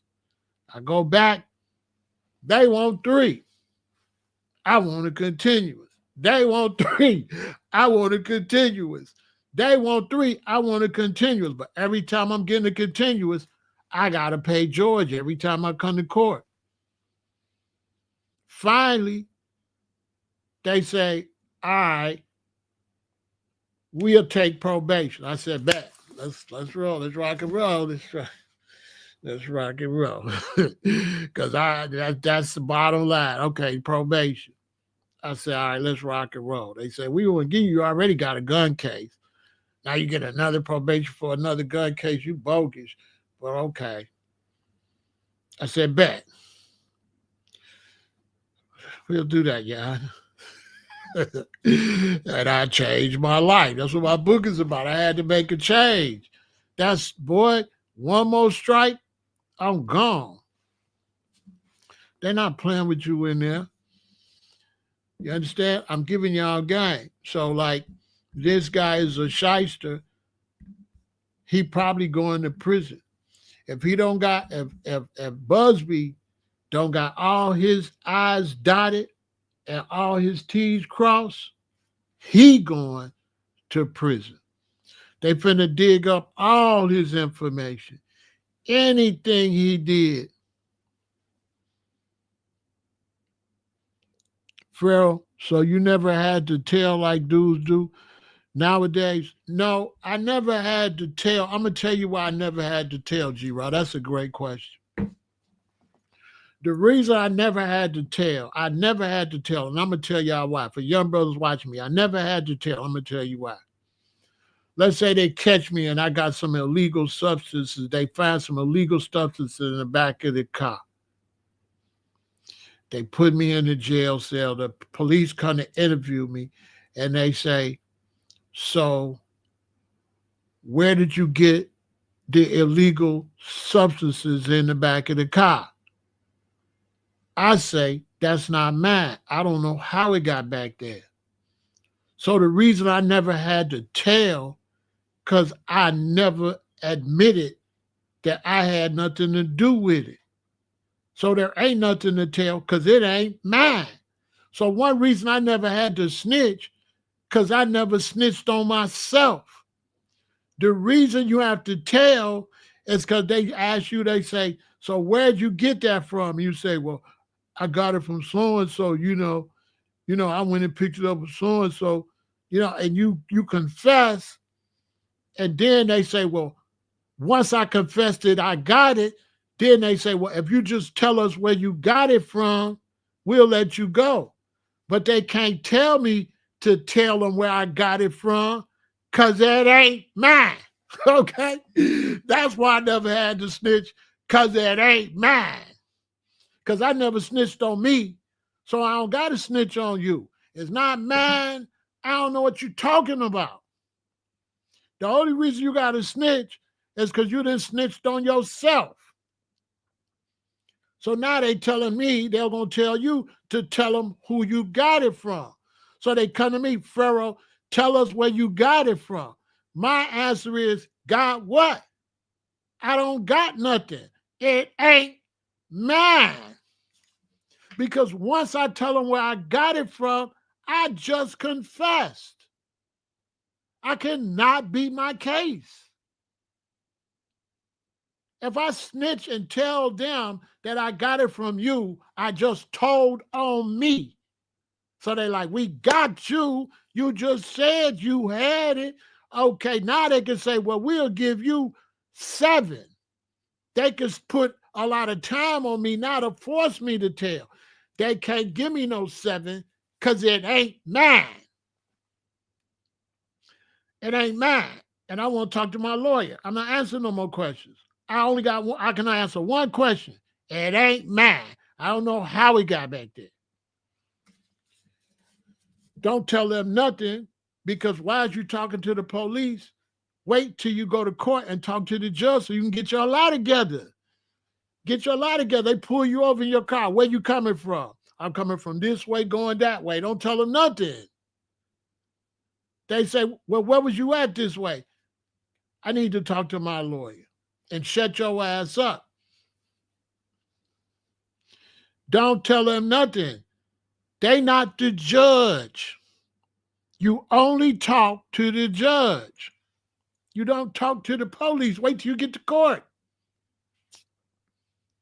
Because when you get to court, you got the judge say, I'm the judge, you the crook, you the police. As a judge, the first one lie, lose. I don't care which one of y'all lose. Because to a judge, ain't none of y'all nothing. Because the judge went to school more than the criminal, and the judge went to school more than the police. So the judge is like, I'm superior. The first one lie, lose. So if you keep your mouth closed, you got all this time before your trial to get your lie together. But if you talk to the police and say, well, I left Reggie house and all that, now you can't get your lie together. Shut up. Don't tell them nothing. Tell them what's going to help you in court. It ain't mine, and I don't know where it came from, and that's it.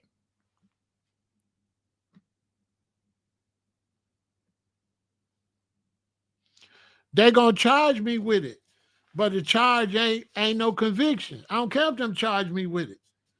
We got to go to court, G-Rock. We going to court. They're going to charge you with it anyway. G-Rock, they're going to charge you with it anyway. So they either going to charge you with it when you say it ain't yours, or they're going to charge you with it when you said it is yours. Which charge would you want, G-Rock? You want to be charged with it where you said it's yours, Or would you want to be charged where you constantly said it wasn't yours? Because you still got to go to court. A charge is not a conviction. You fighting a conviction. You ain't fighting no charge. It ain't mine. So I ain't never told, because in the court, I have never done anything wrong, ever. Okay? Listen, I ain't never had nothing and I never did nothing wrong. It was always, they was lying on me every time. I never did nothing. I never broke the law, ever in my life.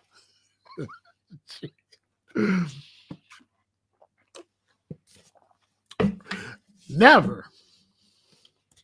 I have never broke the law in my life. I have never had nothing. That's why I'm a god in Chicago. I was a god in the county jail because they were like, Pharaoh, you ain't never been to prison. No, because I ain't never had nothing. And I ain't never did nothing. Y'all did stuff. I didn't do nothing. Because in court, they got to find you guilty beyond a reasonable doubt. You don't have to prove you innocent. All you got to do is create doubt. And if you create any doubt,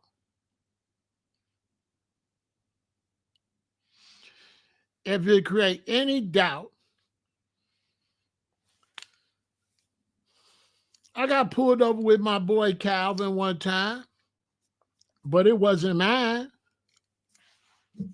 I don't know who it was. They said, well, if it was yours, it's his. I don't know.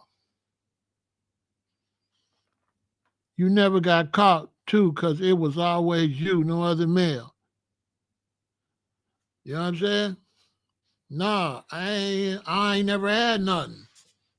Telling is confessing on yourself. If you tell on somebody else, you telling on yourself. How you going to be the case when you telling on yourself? Young brothers, listen to me. If you ain't got that kind of smart, stay out the street. Yeah, I do a bench trial, no jury. I'm not trying to convince because it could be a bunch of racists. I'm going to lose. Let the judge, I need a bench trial. Let the judge, me and the judge. You know what I'm saying? The only thing you say is, it's not mine or I didn't do nothing. And then you don't say nothing else. But make sure they got on record that you said you was innocent. Because when they go to court, they're going to say, what did he say when they pulled him over? He said it wasn't his. Bam. You want the police to work for you. So you tell the police it's not mine. I don't know how it got there. The police got to say that in court. What happened when you pulled him over? He said it wasn't his, and he don't know how it get there. Bam. So I'm saying the same thing in court I told the police. I told the police it wasn't mine. I'm telling the judge it ain't mine. I'm telling the district attorney it's not mine. So my story is consistent. I'm creating a reasonable doubt.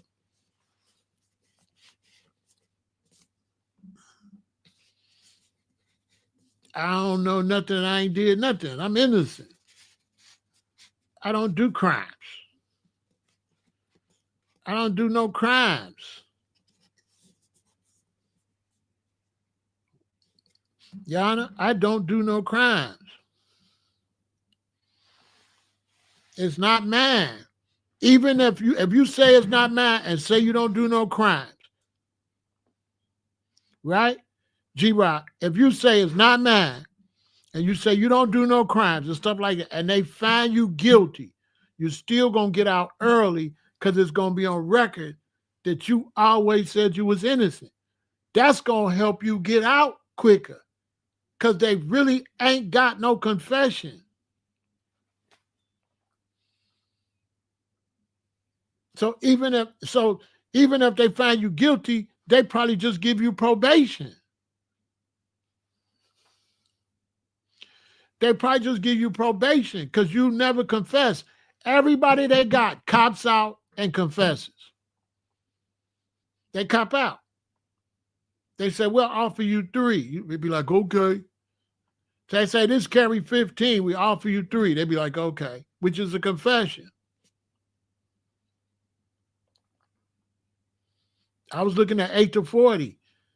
They never offered me nothing because it ain't mine. I never would have did 40. I mean, unless the judge was really just tripping. But I would have got an early release still because I could have always fought it and said it was never mine. It was never mine. Another thing, too, when I went to jail, when they bust me, I went to jail. I told everybody on the cell it wasn't mine. It wasn't mine. Don't go to jail telling everybody, yeah, it was mine. They caught me with this because somebody will go tell on you to get less time.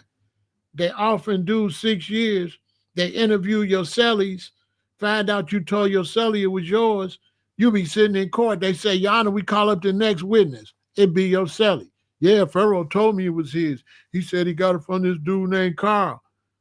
See? So you got to tell everybody the story. Everybody the same story. You tell your mama, it's not mine. You tell your daddy, it wasn't mine.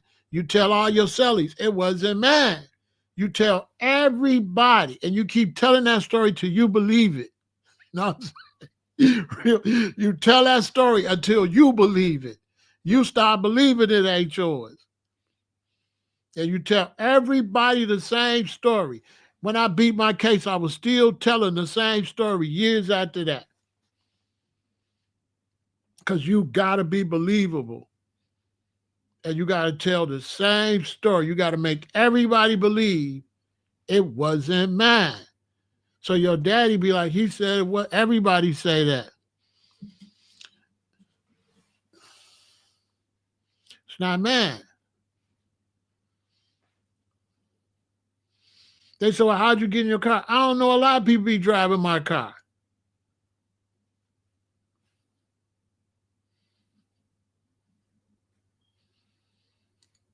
I don't know.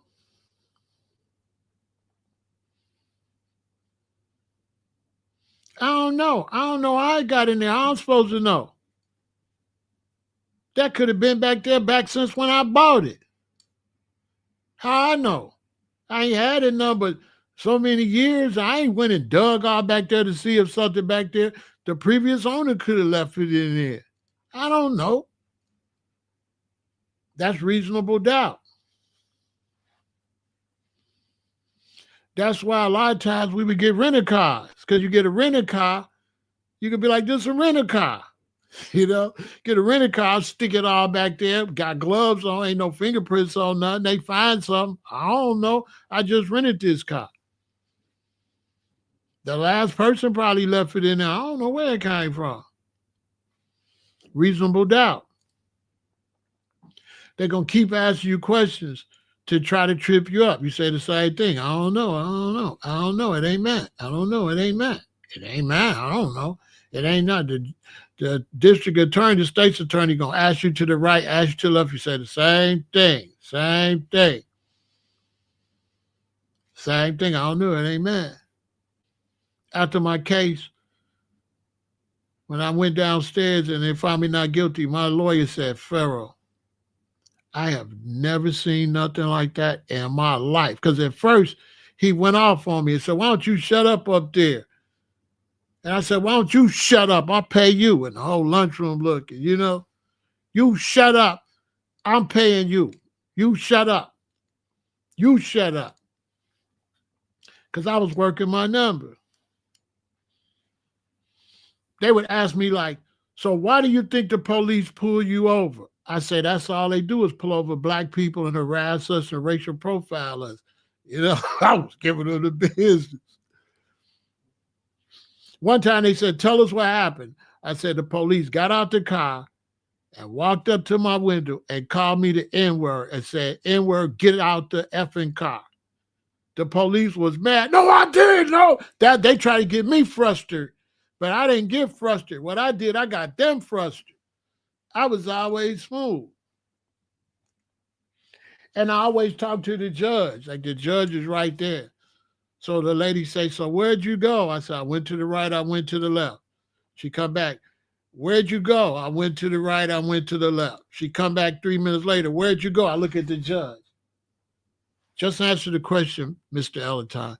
I went to the right and I went to the left. The fourth time she said, where'd you go? The judge said, he answered that. I said, can you, you know? So I kept talking to the judge, you know? That's my boy. You know, the judge. I mess with the judge, being the judge. I mess with the judge. So I kept referring to the judge. Your Honor, he asked me that 1,500 times. You asked him that plenty of times already. I be looking at the judge like that. So when I went downstairs, my lawyer said, you're messing up. Be quiet up there. I said, you shut up. I'm paying you. All the black people. Ooh, because a white attorney.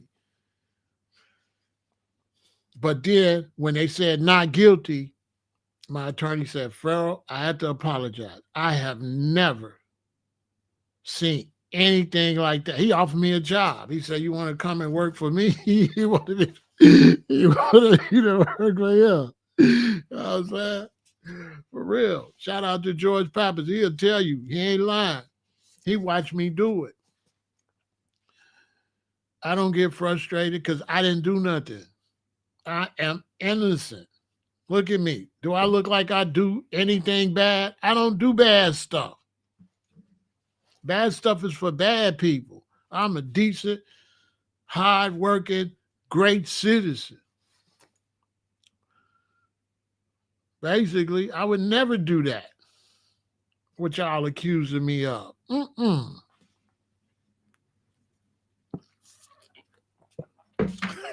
That's how I beat my cases. I don't get frustrated. Well, I'm going to get mad. I didn't do nothing.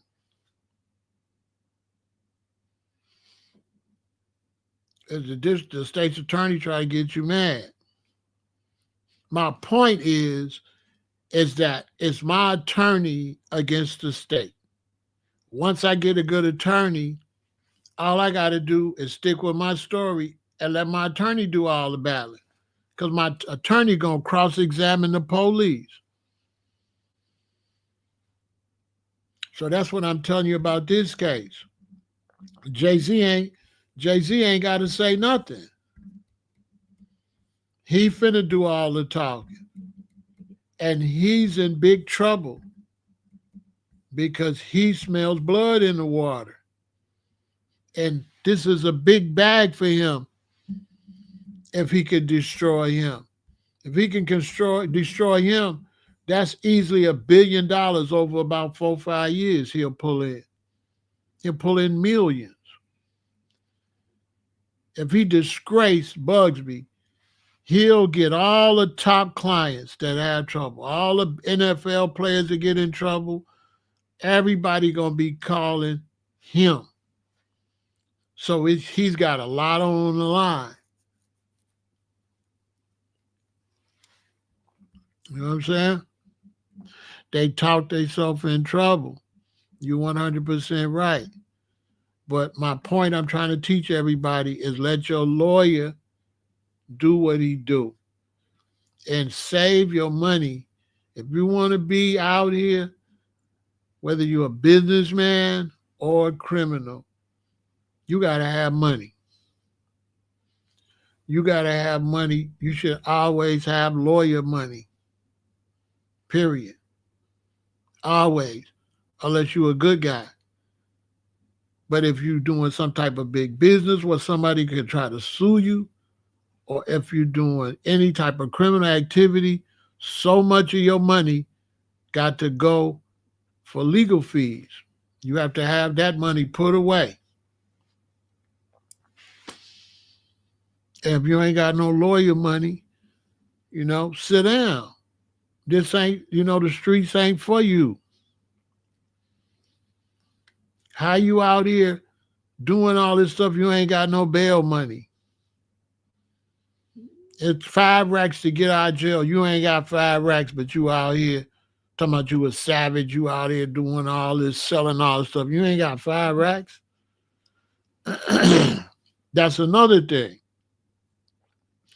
My case was 8-40 and my bail was 250,000, which means I needed 25,000 to get out.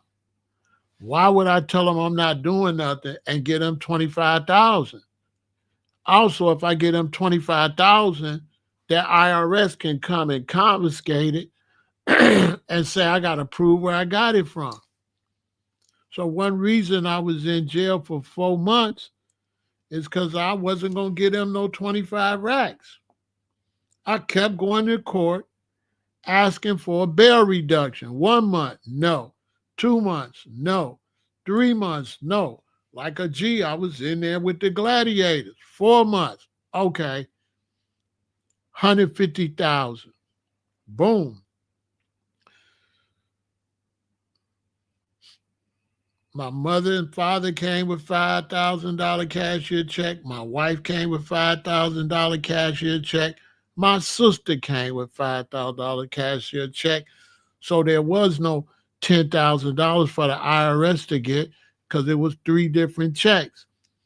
Anything over $9,999 got to be reported to the IRS. I never gave them $10,000. I only gave them 5, 5, and 5. When I beat my case and got my bond back, I took the checks, put it in a folder for my record label, and that was the money I started my label with, my relatives' money. And that's how I started Rule the World Records, with my relatives' money. With the bail money that my relatives gave me. I don't got no money because I didn't do nothing. I don't got no $25,000. I told you it's not my stuff.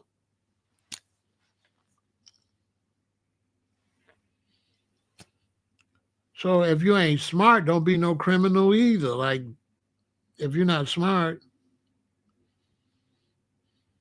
go get education, go do something else, because you can't be in there playing with them people if you're not smart. Jay-Z is extremely intelligent. And an extremely intelligent man gonna get a super extremely intelligent lawyer. I just think it's ridiculous that Busby can get away with like some scumbag type of behavior and basically like legally try to extort somebody. I think that he should go to prison. That's extortion. You saying Jay-Z did something that's a criminal case, but yet you don't want to charge him criminally. You just want to sue him financially. But you saying he did something heinous, but you don't want to, you know what I'm saying? That's phony right there. If he did what y'all said, that should be a criminal case. Now you're just trying to extort. They need to get that guy out of the law. He crooked.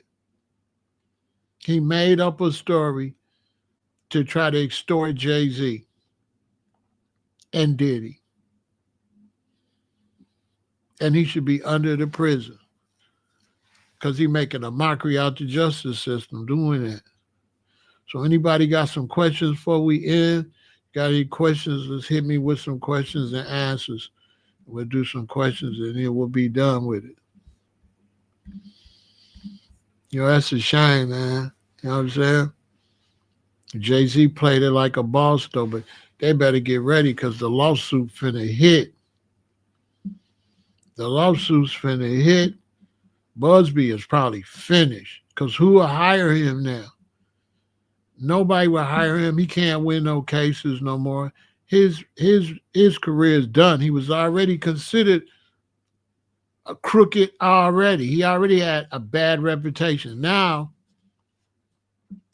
not only did Jay-Z get off, he didn't help Diddy. He didn't help Diddy. I know the feds, man, the feds want this dude so bad. Homeland Security and all them. If he mess up that Diddy case,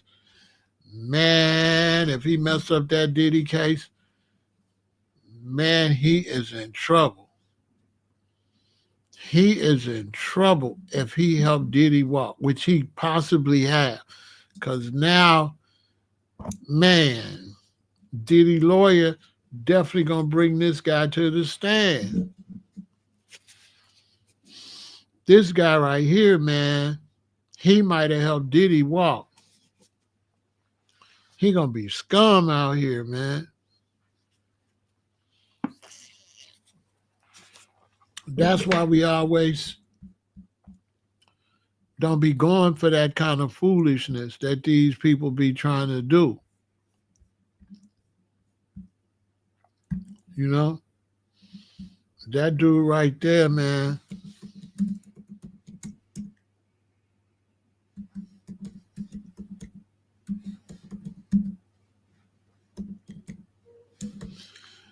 Man, I don't understand none of that. You know what I'm saying? Seriously, like, bruh, are you that crazy?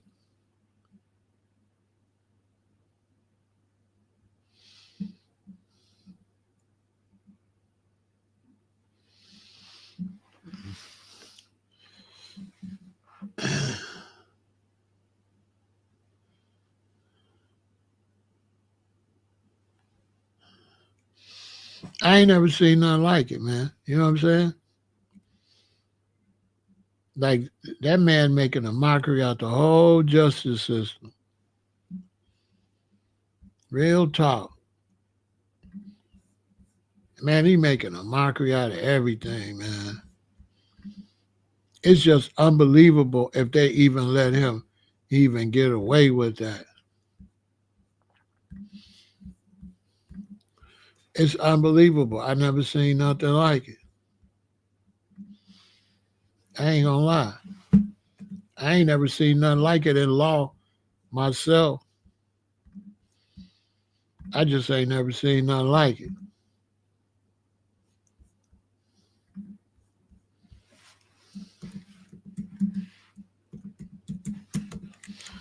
Seriously. I kid you not. I've never seen nothing this ridiculous before. I ain't gonna tell you no lie.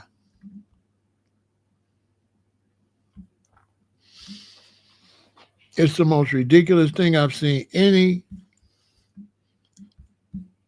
lawyer do. Like, bro, you got to be crazy.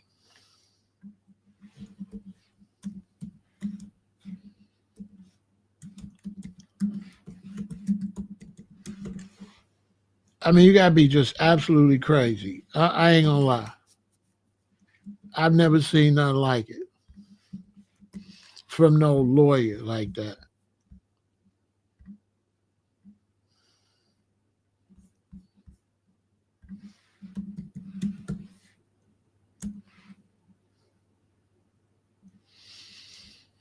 I never seen nothing like it.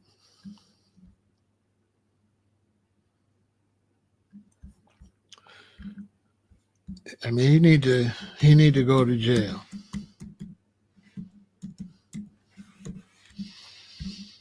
That's all I can say. He need to be under the jail. And all y'all, let that be a lesson to all y'all out here.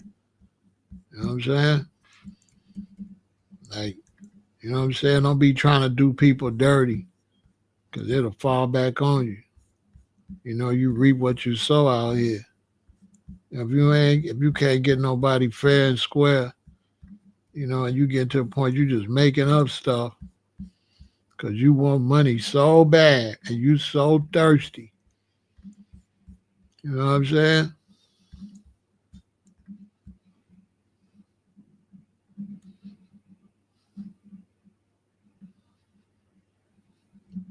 You so thirsty. You know what I'm saying? Do I think it could affect Diddy? Yeah, because this guy is responsible for a lot of the witnesses. So this guy went and dug up all the witnesses. Remember when Diddy got in trouble and they kept saying they got 20, 100 witnesses. He was the one that was claiming that he had all these witnesses against Diddy. He didn't mess the whole case up because he was one of the main people throwing fuel on the fire. He was the one saying that there was all these witnesses. Busby.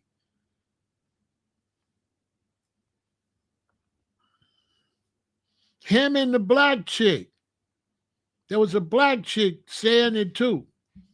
But he was saying there's all these witnesses. There's all these witnesses. And now he done gave Diddy a way out. Listen, y'all. I'm telling you, listen to me close. You need a preponderance of evidence to find somebody guilty. But you only need a little bit of doubt to find them innocent. No, he ain't Diddy puppet. No, he's a clown trying to extort. Sage, it was extortion. He was trying to extort for a bag. It's got nothing to do with Diddy. It was straight extortion. The man tried to extort Jay-Z, Sage. He tried to put a story out there and connect Jay-Z to Diddy and tried to get Jay-Z to pay a settlement. It wasn't no criminal. He was trying to get a quick settlement, saying he told Jay-Z if he paid early, he wouldn't even release who it was or nothing. It was extortion, bruh. It was extortion. And then Jay-Z and them said, why ain't it a criminal charge? And then that's when he released the information of the girl, but he wasn't prepared because he didn't know Jay-Z was going to play hardball, so he released that cockamamie story and messed everything up. He never thought he would have to tell the story. Yes, Sage, he was going for the money. He wasn't going to even tell who the girl was or nothing. He was just like, I got all these people going. I got somebody got a claim against you, Jay. Pay me and it'll go away. Jay like, y'all didn't watch what happened. Jay said, well, if what you said is true, why isn't it a criminal case? So now he threw the ball in this dude's corner. This dude then already went out in the world and said he got something against Jay-Z. So now he had to materialize it, but he wasn't ready to materialize it. So he came out with this cockamamie story that nobody believed. And so then they said, okay, where the father at? We want to get a testimony from the father. We need a testimony from the girl. So then Busby like, okay, I dropped the case. I don't got all that. Checkmate. Because he thought he connected, he made up the story and added Diddy, thinking Diddy's in a lot of hot water. If I connect Jay-Z's name with Diddy, Jay-Z will panic and pay me. Why? Why did he do that? Why did he feel like Jay-Z would pay him?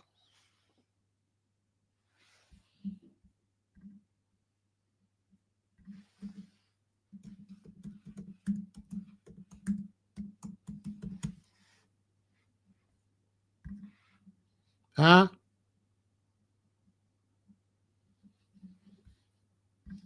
Why? Why did he think Jay-Z would pay him?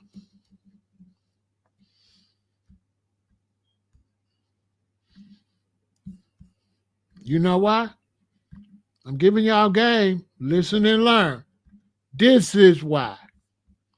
This is why he thought Jay-Z would pay him real quickly. Because what?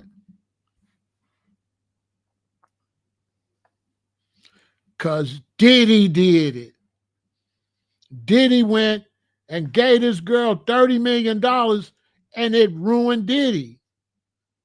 So when Diddy went and gave up that $30 million real quick, everybody like, oh, it's a feeding frenzy. This Diddy fault. And once Diddy gave her the $30 million, everybody came out the woodworks. Everybody. That's why. This is all Diddy fault.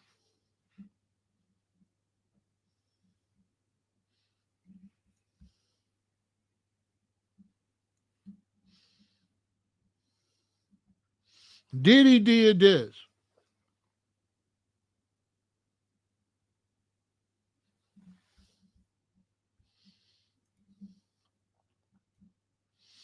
Diddy caused all this. He shouldn't have gave her nothing.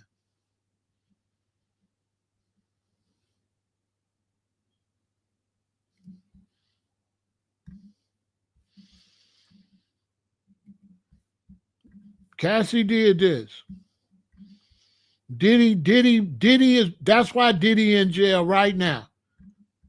Because Diddy did this. Cassie, $30 million smile. Diddy X emerges for the first time since settling lawsuit with rapper following claims. That's why. And once they seen it was a payday, there she go, right after she got to 30 million. Once everybody seen that, tell me I'm lying.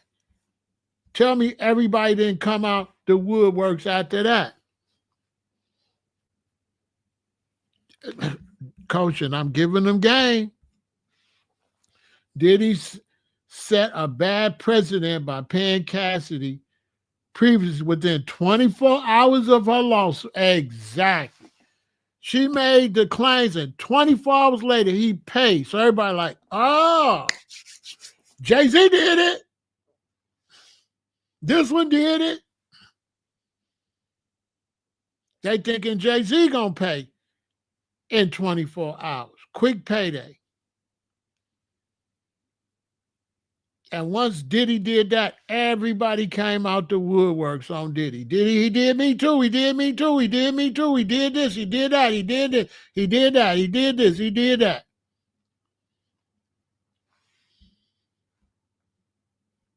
That's why this all happened. Goshen is 100% correct. Goshen be knowing. Goshen's smart, man. Goshen be knowing. Goshen's smart. He see it. It really don't take much. You just got to get out your feelings and just look at it realistically and remember the historical events. Like, remember how we was looking? She made the claims on a Monday or whatever. He paid her on the Tuesday. And once he paid her, what happened to Diddy? How many accusations did Diddy have before he paid her? And where he at now? Once he paid her, man, dude in jail, wanted 100 million. All them people work for him, started talking. Everybody wanted some money.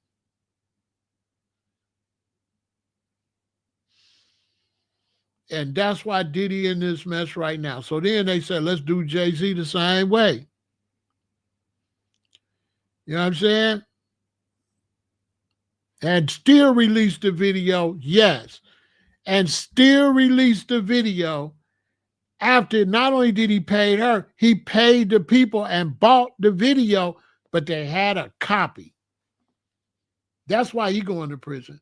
He bought the video, but they didn't sell him the original. They sold him a copy and kept a copy and played the copy after he paid all that money for the original. Got him. He not beating this case. But why can't say he not beating it? Because Busby did help him. The only thing is that the Casey videotape, if it do go to a jury, they're going to find him guilty because of the Casey tape. That's the only thing. That's the only thing. You know, that Casey tape, bro, that's going to get you 1,000 years, bro. Look, you know, you look crazy. You know what I'm saying? The Casey tape, man, you know, I don't know. Even Busby messing up might not save Diddy. Diddy, you know what I'm saying? Diddy just, Diddy let them substances, them controlled substances, ruin his life. You know what I'm saying? And this Busby dude, this sums him up right there. The greedy become the needy. Busby was greedy, jumped out the window, didn't have none of his facts together, didn't have nothing together. Instead of him being smart and really going to find a real victim, he came up with this cockamamie story that nobody believed. Like, nobody believed that story. That you 13. You went all the way from Ohio to LA to go to the Grammys at 13 years old, and you thought you was going to get in. You get there, the Grammys already going on. You can't get in. You meet a limo driver. The limo driver tell a 13-year-old, there's an after party, but I got to go drop off my clients, but I'm going to come back and get you and take you to the after party.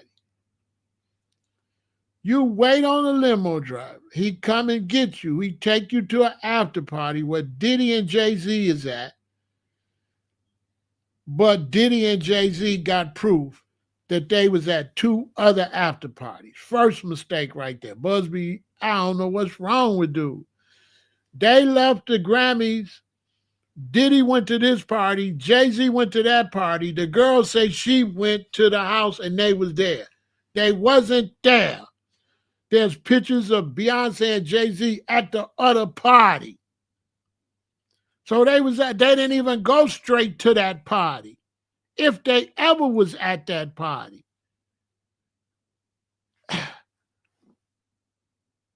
So you 13, you go to a big celebrity party. They let you in. Jay-Z and Diddy do this stuff to you. Then you walk in New York, because you don't know nothing about New York. So you telling us that you walk to a gas station, but it ain't no gas stations in New York.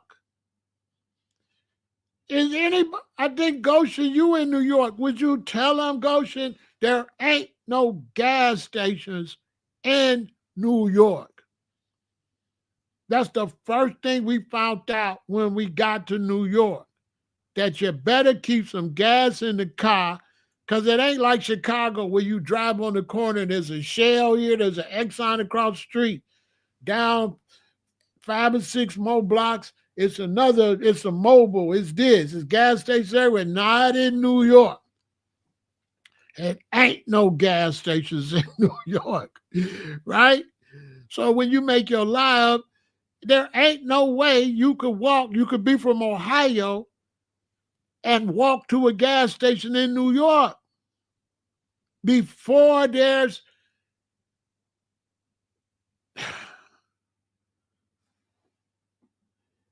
ain't even no Google Maps or whatever that is you hit to find. There ain't none of that. There ain't no, what's this app I'm always using? Yeah, there ain't no Google Maps and there ain't no gas stations. We went to New York for the 420 March. Ain't no gas stations.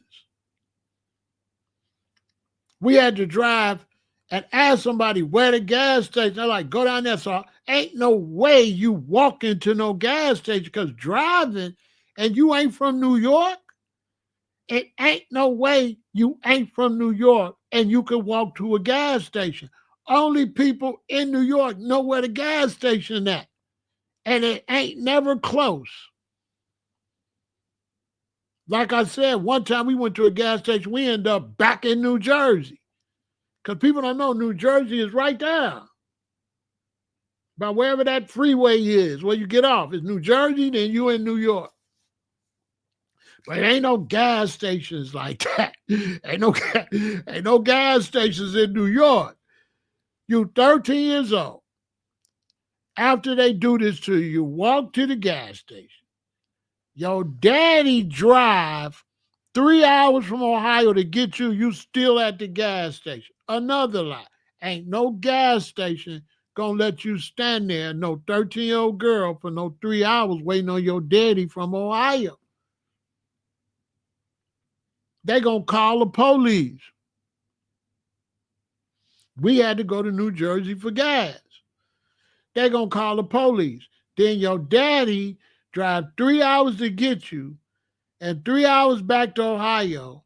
And then they interview your daddy and your daddy say he don't recall. And he feel like he would surely remember that. That's when the case, bruh, this guy is not the smartest bulb in the lamp. He didn't dot his I's and cross his T's, bro. You ain't talked to her daddy. Her daddy say, ain't no way he don't remember. So you telling me my daughter, 13 years old, she leaves Chicago. She go all the way to Detroit. Somebody do something to her. She walk around Detroit to a gas station and call me. I drive from Chicago to Detroit and get her and back. And I don't remember. I don't remember picking my 13-year-old up when she ran away and she all the way in Detroit. The daddy said, I don't remember that. Then they say the girl got some kind of mental issues.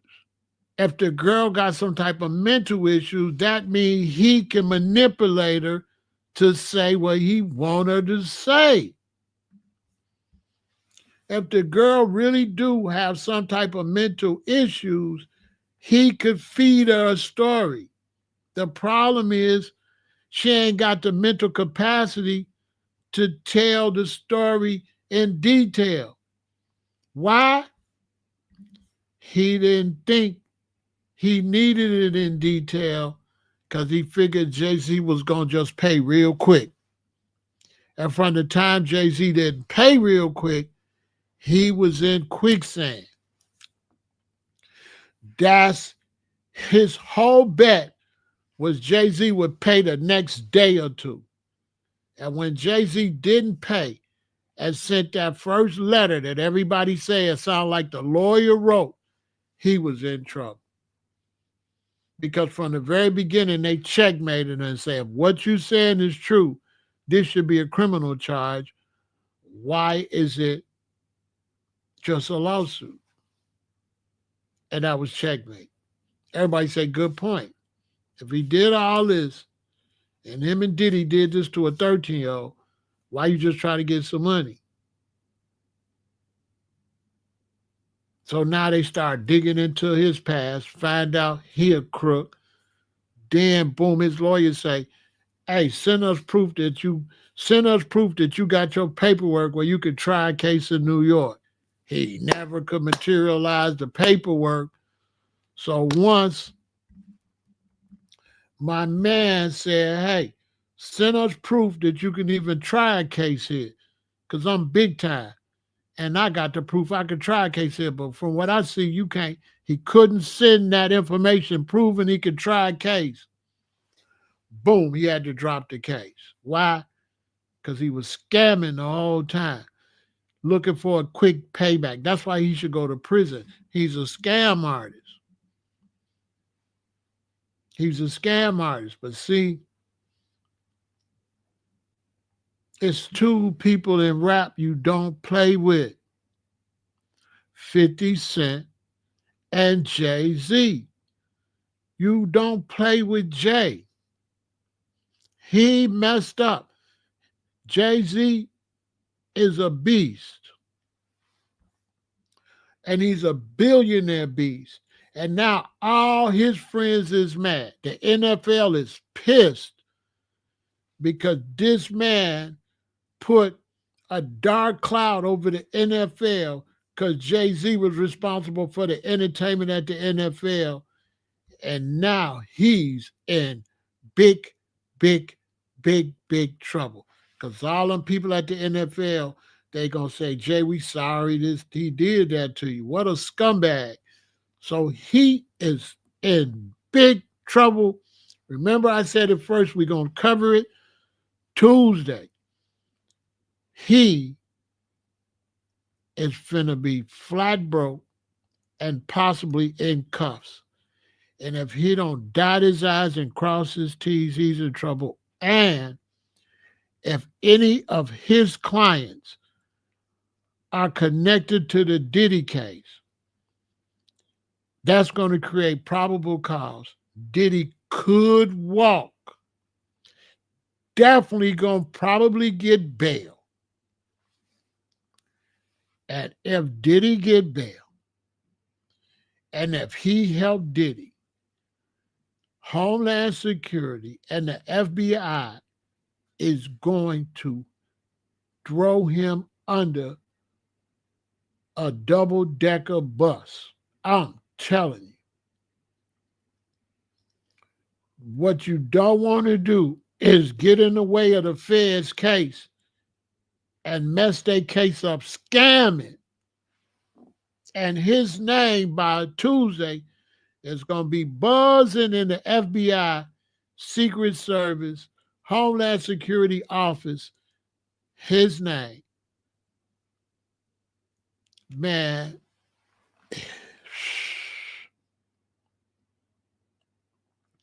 He got 34 billionaires for enemies, 32 owners, and 2 hip. He is in big, big, big, big, big, big trouble.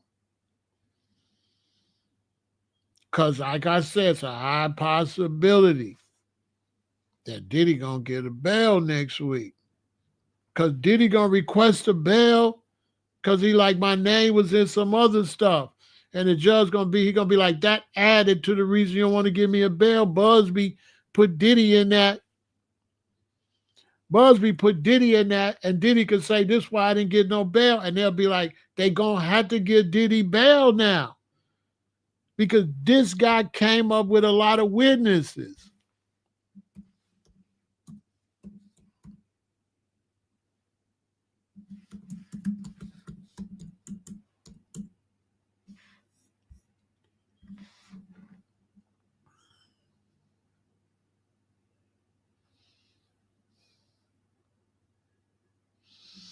Look what he did. Look at this fool. Man, some of these people is really crazy. Look at this fool. Look at this fool. 7 hours ago, just to save face, look what he did. Houston attorney Tony Busby expands lawsuit against Sean Diddy Combs with 7 new cases. Houston attorney Tony Busby announced he has filed lawsuits for an additional 7 alleged victims of Sean Diddy Combs. In an Instagram post, Busby said the cases were filed in New York State Court alleging battery, assault, exploitation against Combs. Several other defendants are also named in the lawsuit. So, look, he got a shark behind him trying to say, hey, I'm a shark. You know what I'm saying? Today, I am working from my Dallas office. This has been an extremely busy week. at the Busby Law Firm. This week, we filed 7 cases in New York State Court alleging assault, battery, exploitation against Diddy Combs. Several other defendants are named in these lawsuits. So what he trying to do now, he trying to switch out the fact he messed up Jay-Z case. So he gonna try to go and put something against Diddy. But how you gonna put something against Diddy when you've already been shown to be bogus? This guy is crazy. You already showed yourself bogus and you haven't proved you can even try nothing in New York.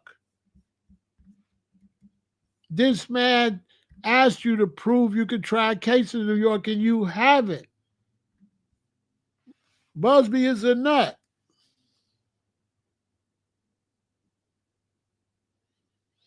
He's a nut. He's like, we got 7 more cases. He's a habitual, he's a weirdo. Like, bruh, you still haven't proved, you just dropped the case against Jay-Z and now you're like, I got 7 more cases against Diddy. And then taking a weirdo picture with a shark behind you and all that. This guy is crazy. This guy is as crazy as it gets. This guy is a nut. This guy is crazy. He got to be. Something got to be wrong with dude.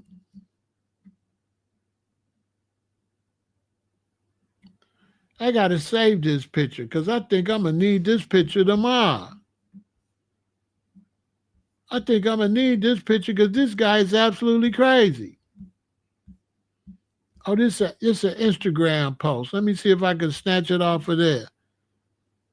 This guy is crazy. I ain't gonna lie. There's something wrong with this man. Okay, I'm gonna have to go download it. This man is crazy. I know what he's doing though. He trying to keep the feds off his neck. No. I'm gonna help you get Diddy. I'm gonna help you get Diddy. That's what he doing. That's what he doing. He like, I'm gonna help you get Diddy. Because he know they finna be on his neck if he messed the case up. So he trying to make the Diddy case stronger because he done messed it up. That's what it looked like. Like, dude, you didn't mess the case up already. What we doing? Bro, you didn't mess the case up already. This man is absolutely crazy. This man is crazy. I got to get that picture before I forget tomorrow. That man crazy. Don't y'all think he crazy?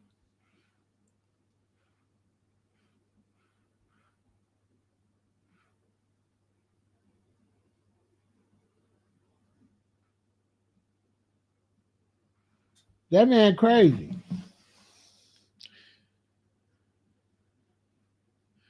Man, that man crazy. Y'all think that man crazy? This man is crazy. I'm convinced he crazy. That's the only thing I could come up with. He got to be crazy. Like, this guy's crazy. What y'all think? This guy got like mental issues. What y'all think? That man got mental issues. He got to have mental issues. He got to have mental issues. Y'all support the channel.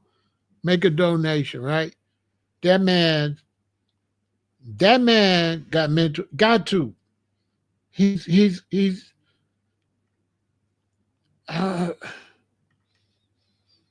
I think this is the weirdest.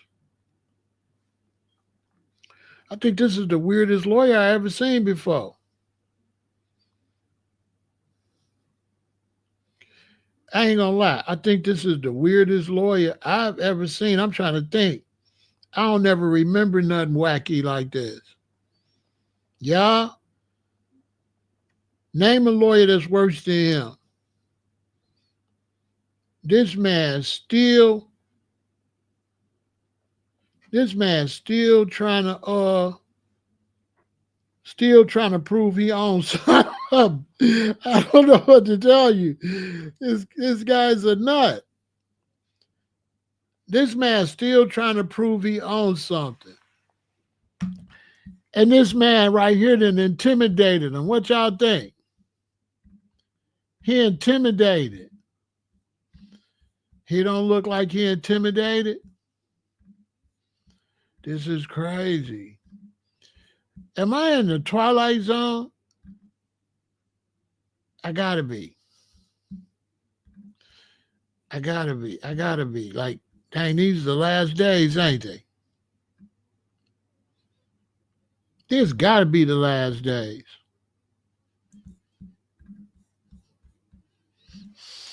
Cause this much ridiculous stuff just don't happen.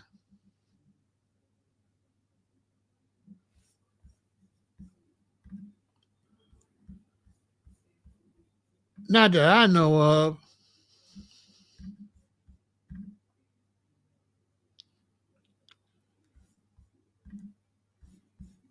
Nah, I don't remember this kind of weird stuff going on. I'm trying to think if I ever seen a lawyer that crazy. I can't think of one.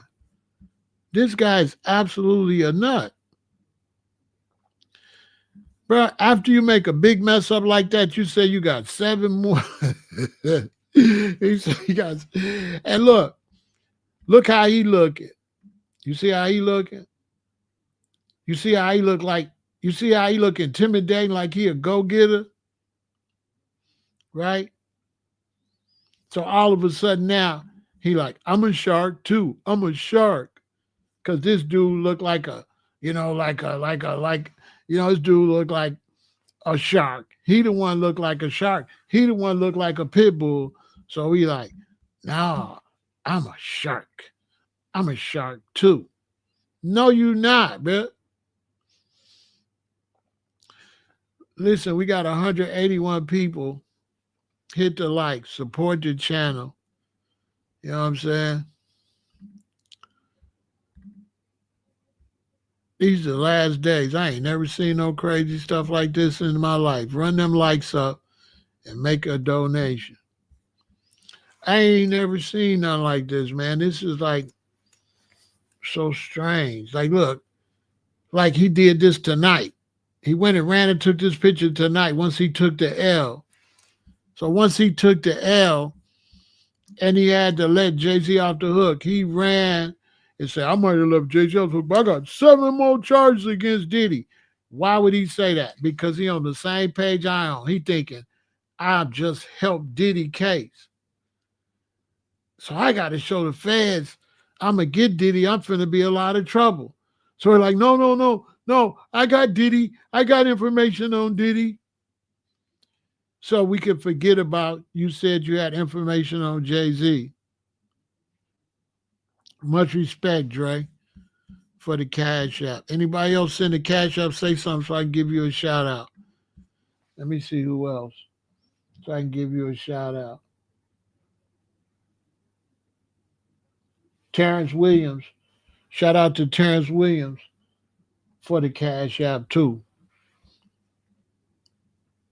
Shout out to Dre for the cash app. Shout out to Terrence for the cash app. Man, this is crazy. I was supposed to be chilling. I wasn't gonna even go live tonight. You know what I'm saying? Let me give a shout out to my source that made me go live. Let me give a shout out.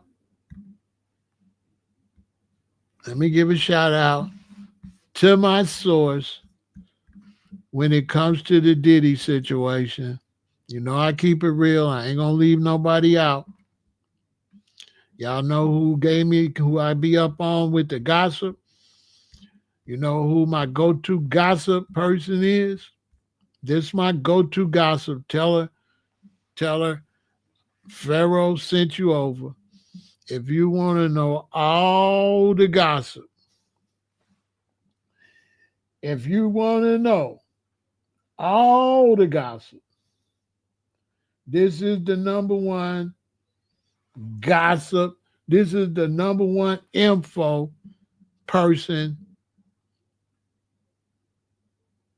to me on social media. Tisa Tells. Man, that's why I learned a lot about Diddy and who Diddy was messing with. I learned a lot from Tisa. Tisa, Tisa, Tisa. And if she tell it and it be different than how she tell it, and she find out the story different, she come right back. Guess what, y'all? I was wrong about that, but guess what's going on? She broke down everything on Diddy. She was the one that let me know a lot. And when I say a lot, I mean a lot, a lot, a lot, a lot, a lot. A whole lot about Diddy. Real talk. Real talk. She the one that let me know a lot. I just stopped talking about it because it's just too heavy. Because she the one that told me about,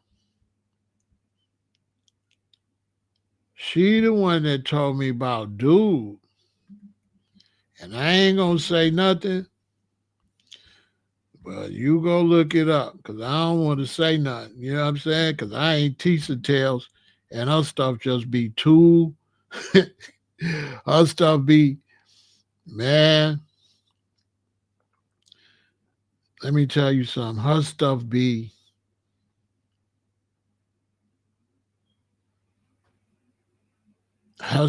too much. I ain't gonna tell you no lie. Her stuff be next level, okay? I'm gonna tell you straight up.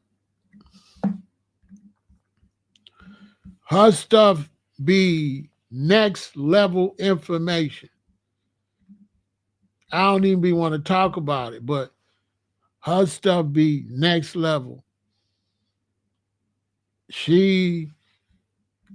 I know a lot, but I just don't talk about it like that. But I know a lot because of Tisa. I know a lot that I don't talk about. Man, she be dropping nuclear bombs over there. You know what I'm saying? She be dropping nuclear weapons. I'm telling you. She be dropping nuclear bombs over there. She the one, those that know, I'm just going to show you I know what I'm talking about. She be dropping nuclear weapons over there.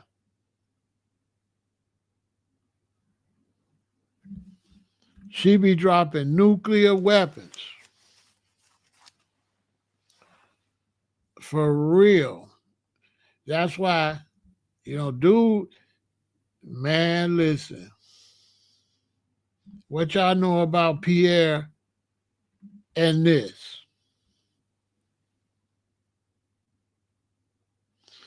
What y'all know about that? This the girl, the underage girl that they flew in. This a nail in the coffin. If Busby didn't mess everything up, if Diddy go to trial, he not winning. The only chance he get is it don't go to trial. Because if it go to trial, he not winning.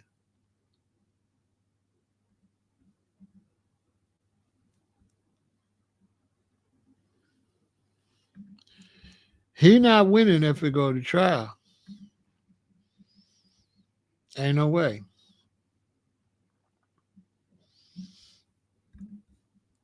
Ain't no way he winning if it go to trial. Like it ain't. You know what I'm saying? That's why I ain't even want to talk about. I didn't even want to talk about it because it just was too much. It's too much to talk about. You know what I'm saying? I ain't said nothing. I had to let it go because the stuff she be saying is just too heavy. It's too heavy. It's way too heavy.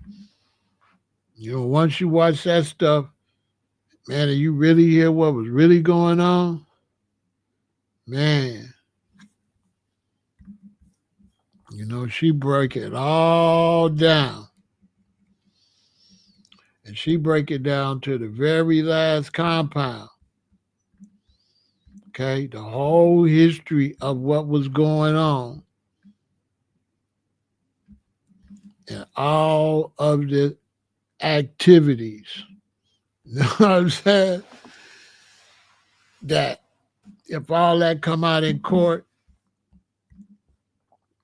and all the pictures and behavior come out, which I got it all just in case I, feel like, wilding.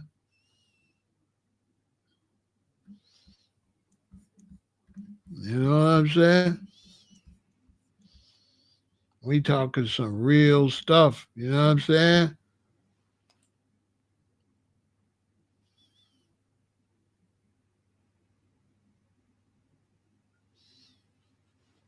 You see?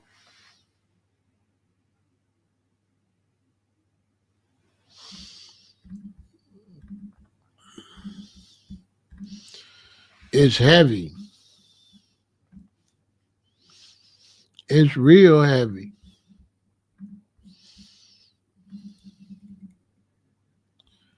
It's real heavy. You know what I'm saying? You see it.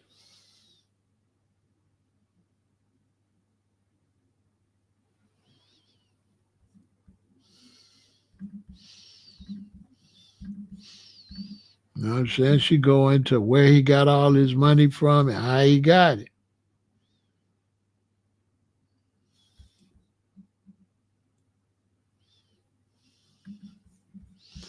You know what I'm saying? And who the money man is behind it. It ain't no joke.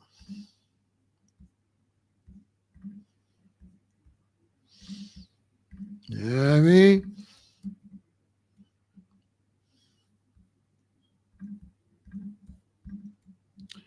It ain't no joke.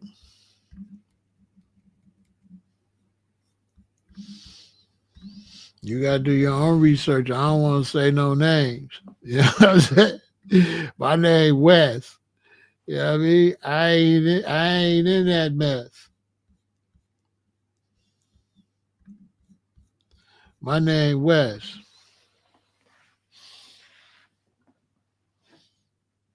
But she telling the whole thing. You feel me?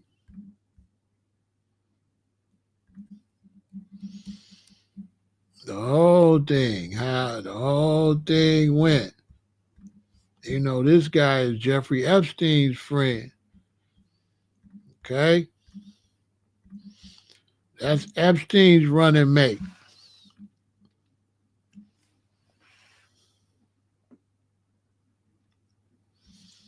You know what I'm saying?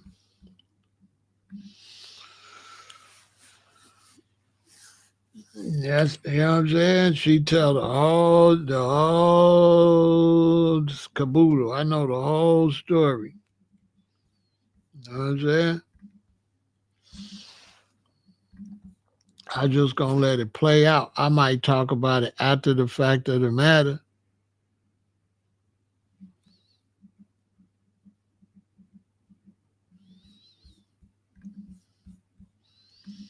But you know, it's all been right in front of our face the whole time. Nobody just didn't want to see it though.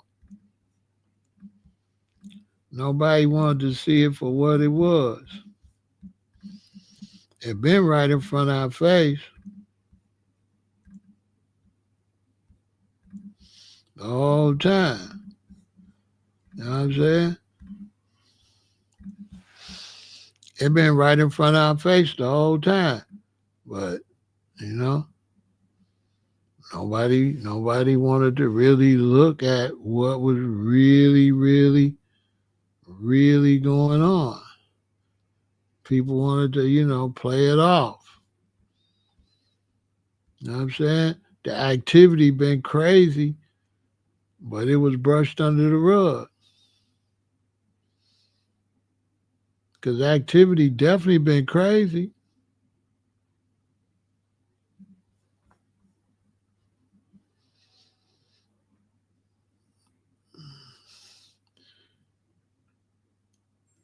The activity been extremely crazy. Like not nothing normal that nobody really gonna do. Nobody ain't really functioning like that.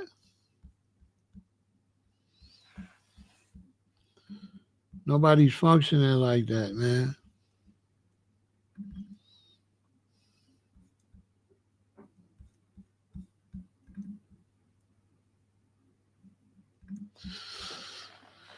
The activity's been beyond crazy.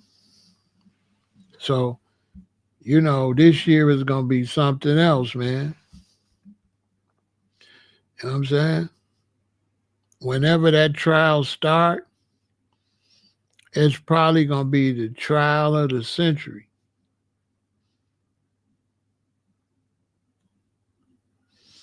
It's very interesting that they got him at the same place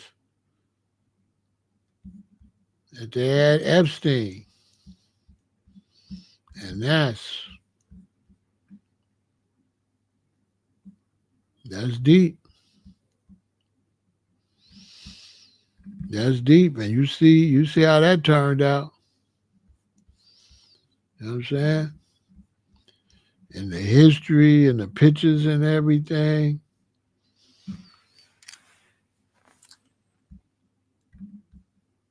It just show you, the dude was, he was really tripping.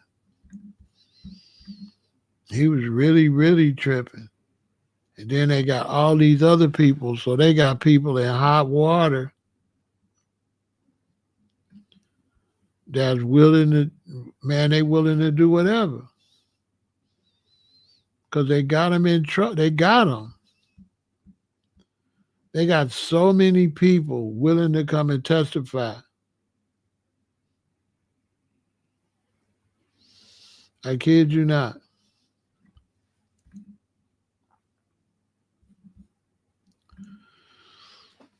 I kid you not. They got so many people in trouble that case is just going to be jaw dropping. The amount of people they're going to bring in that's also looking to have heavy cases put on. It's a lot of people can get some heavy cases put on them surrounding Diddy. For real. A lot of people.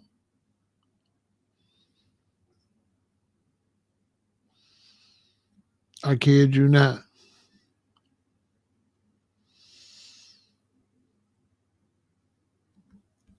It's gonna be the trial of the century if it make it to trial.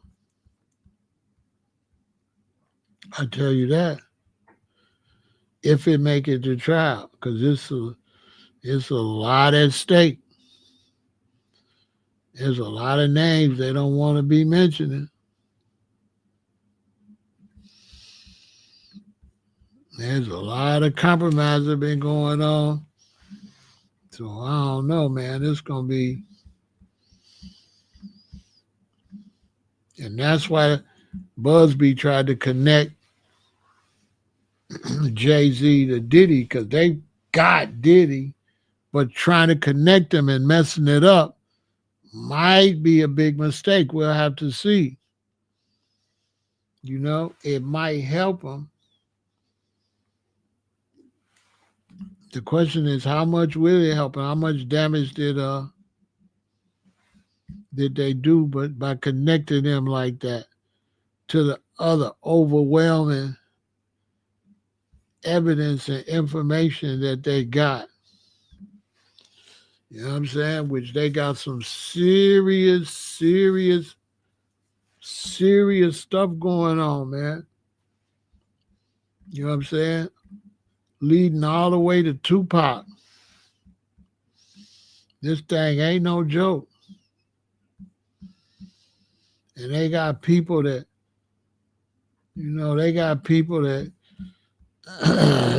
can't take the heat. You know what I mean? Yeah, the other boroughs do got gas stations, but here go the thing, Bevel. If she 13, right, and she from Ohio, bro, even the other boroughs that got gas stations, she ain't gonna be able, no 13-year-old at night, not gonna know which direction to walk to no gas station. She ain't got no Google Maps or nothing. So if the gas station is right there, a block, she might go this way or that way or that way. So what 13-year-old can walk and find a gas station in New York? Hey, Bevel, ain't it crazy that a 13-year-old from Ohio can just come there and just walk to a gas station, even if it's around the corner? Like anybody been to New York know, boy, if you ain't from New York, you ain't gonna be able to know where no gas station is at. And New York ain't the type of place where you can ask nobody, is it Bevel? New York ain't no place where you could walk up to nobody on the street and say, you know where the gas station at? New York don't function like that. New York hit different, boy. You ride down the street and don't see nobody unless you up in the hood. But boy, if you on some of them blocks, it ain't nobody outside like that. Is it Bevel? It ain't nobody like just walking around New York if you in the wrong area. New York don't go like that. New York big, and it's a whole bunch of bridges, and you got to go on a bridge to go over there.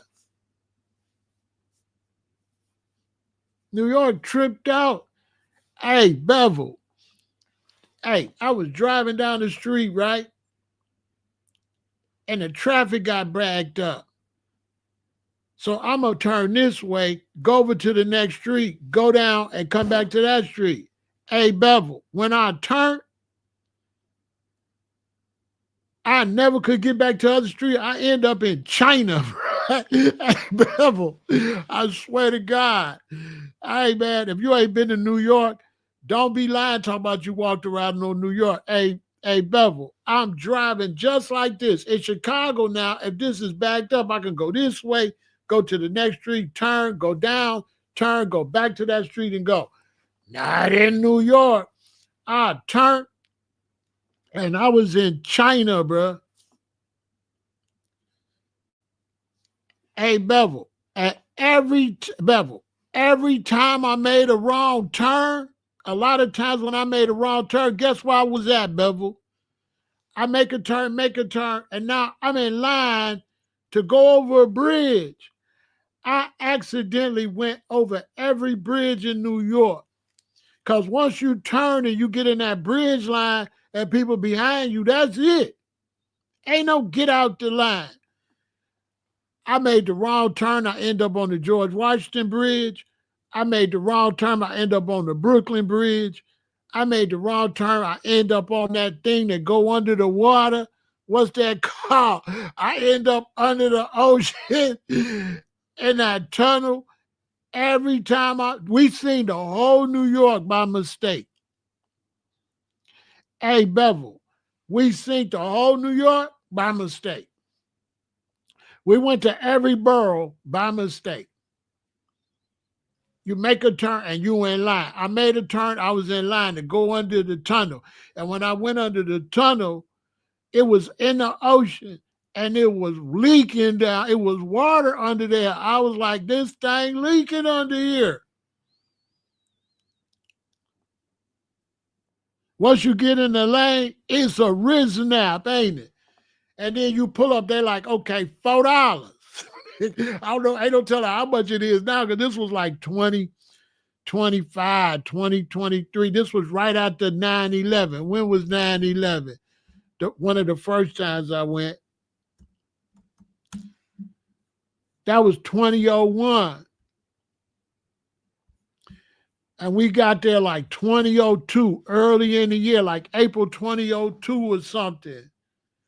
Hey, we standing on the street, right? And when we standing on the street, we was going to the million 420 march, because I don't know what words I can say on YouTube. So I'm going to say 420. You know what I'm trying to say. Hey, so we standing on the streets, right? Apex, we standing on the street. So we stand on the street because we found out where the march is, and we looking across the street, and there's this construction going on. So it's all this construction, and it feel gloomy. So I'm like, what the hell is they building over there? So we walk across the street, and there's a security guard there. And I said, what they building over here? He said, it's ground zero. He said, it's ground zero, man. You could feel, this was like 2022. You could feel, man, listen, you could feel the darkness. I'm thinking it's 2022. Hey, we there by mistake because the march started across the street. We stand across the street because the day before we try to see where we got to come back the next day to get in the march and to film the march. I look across the street, see this gloomy construction site, big construction site, big old.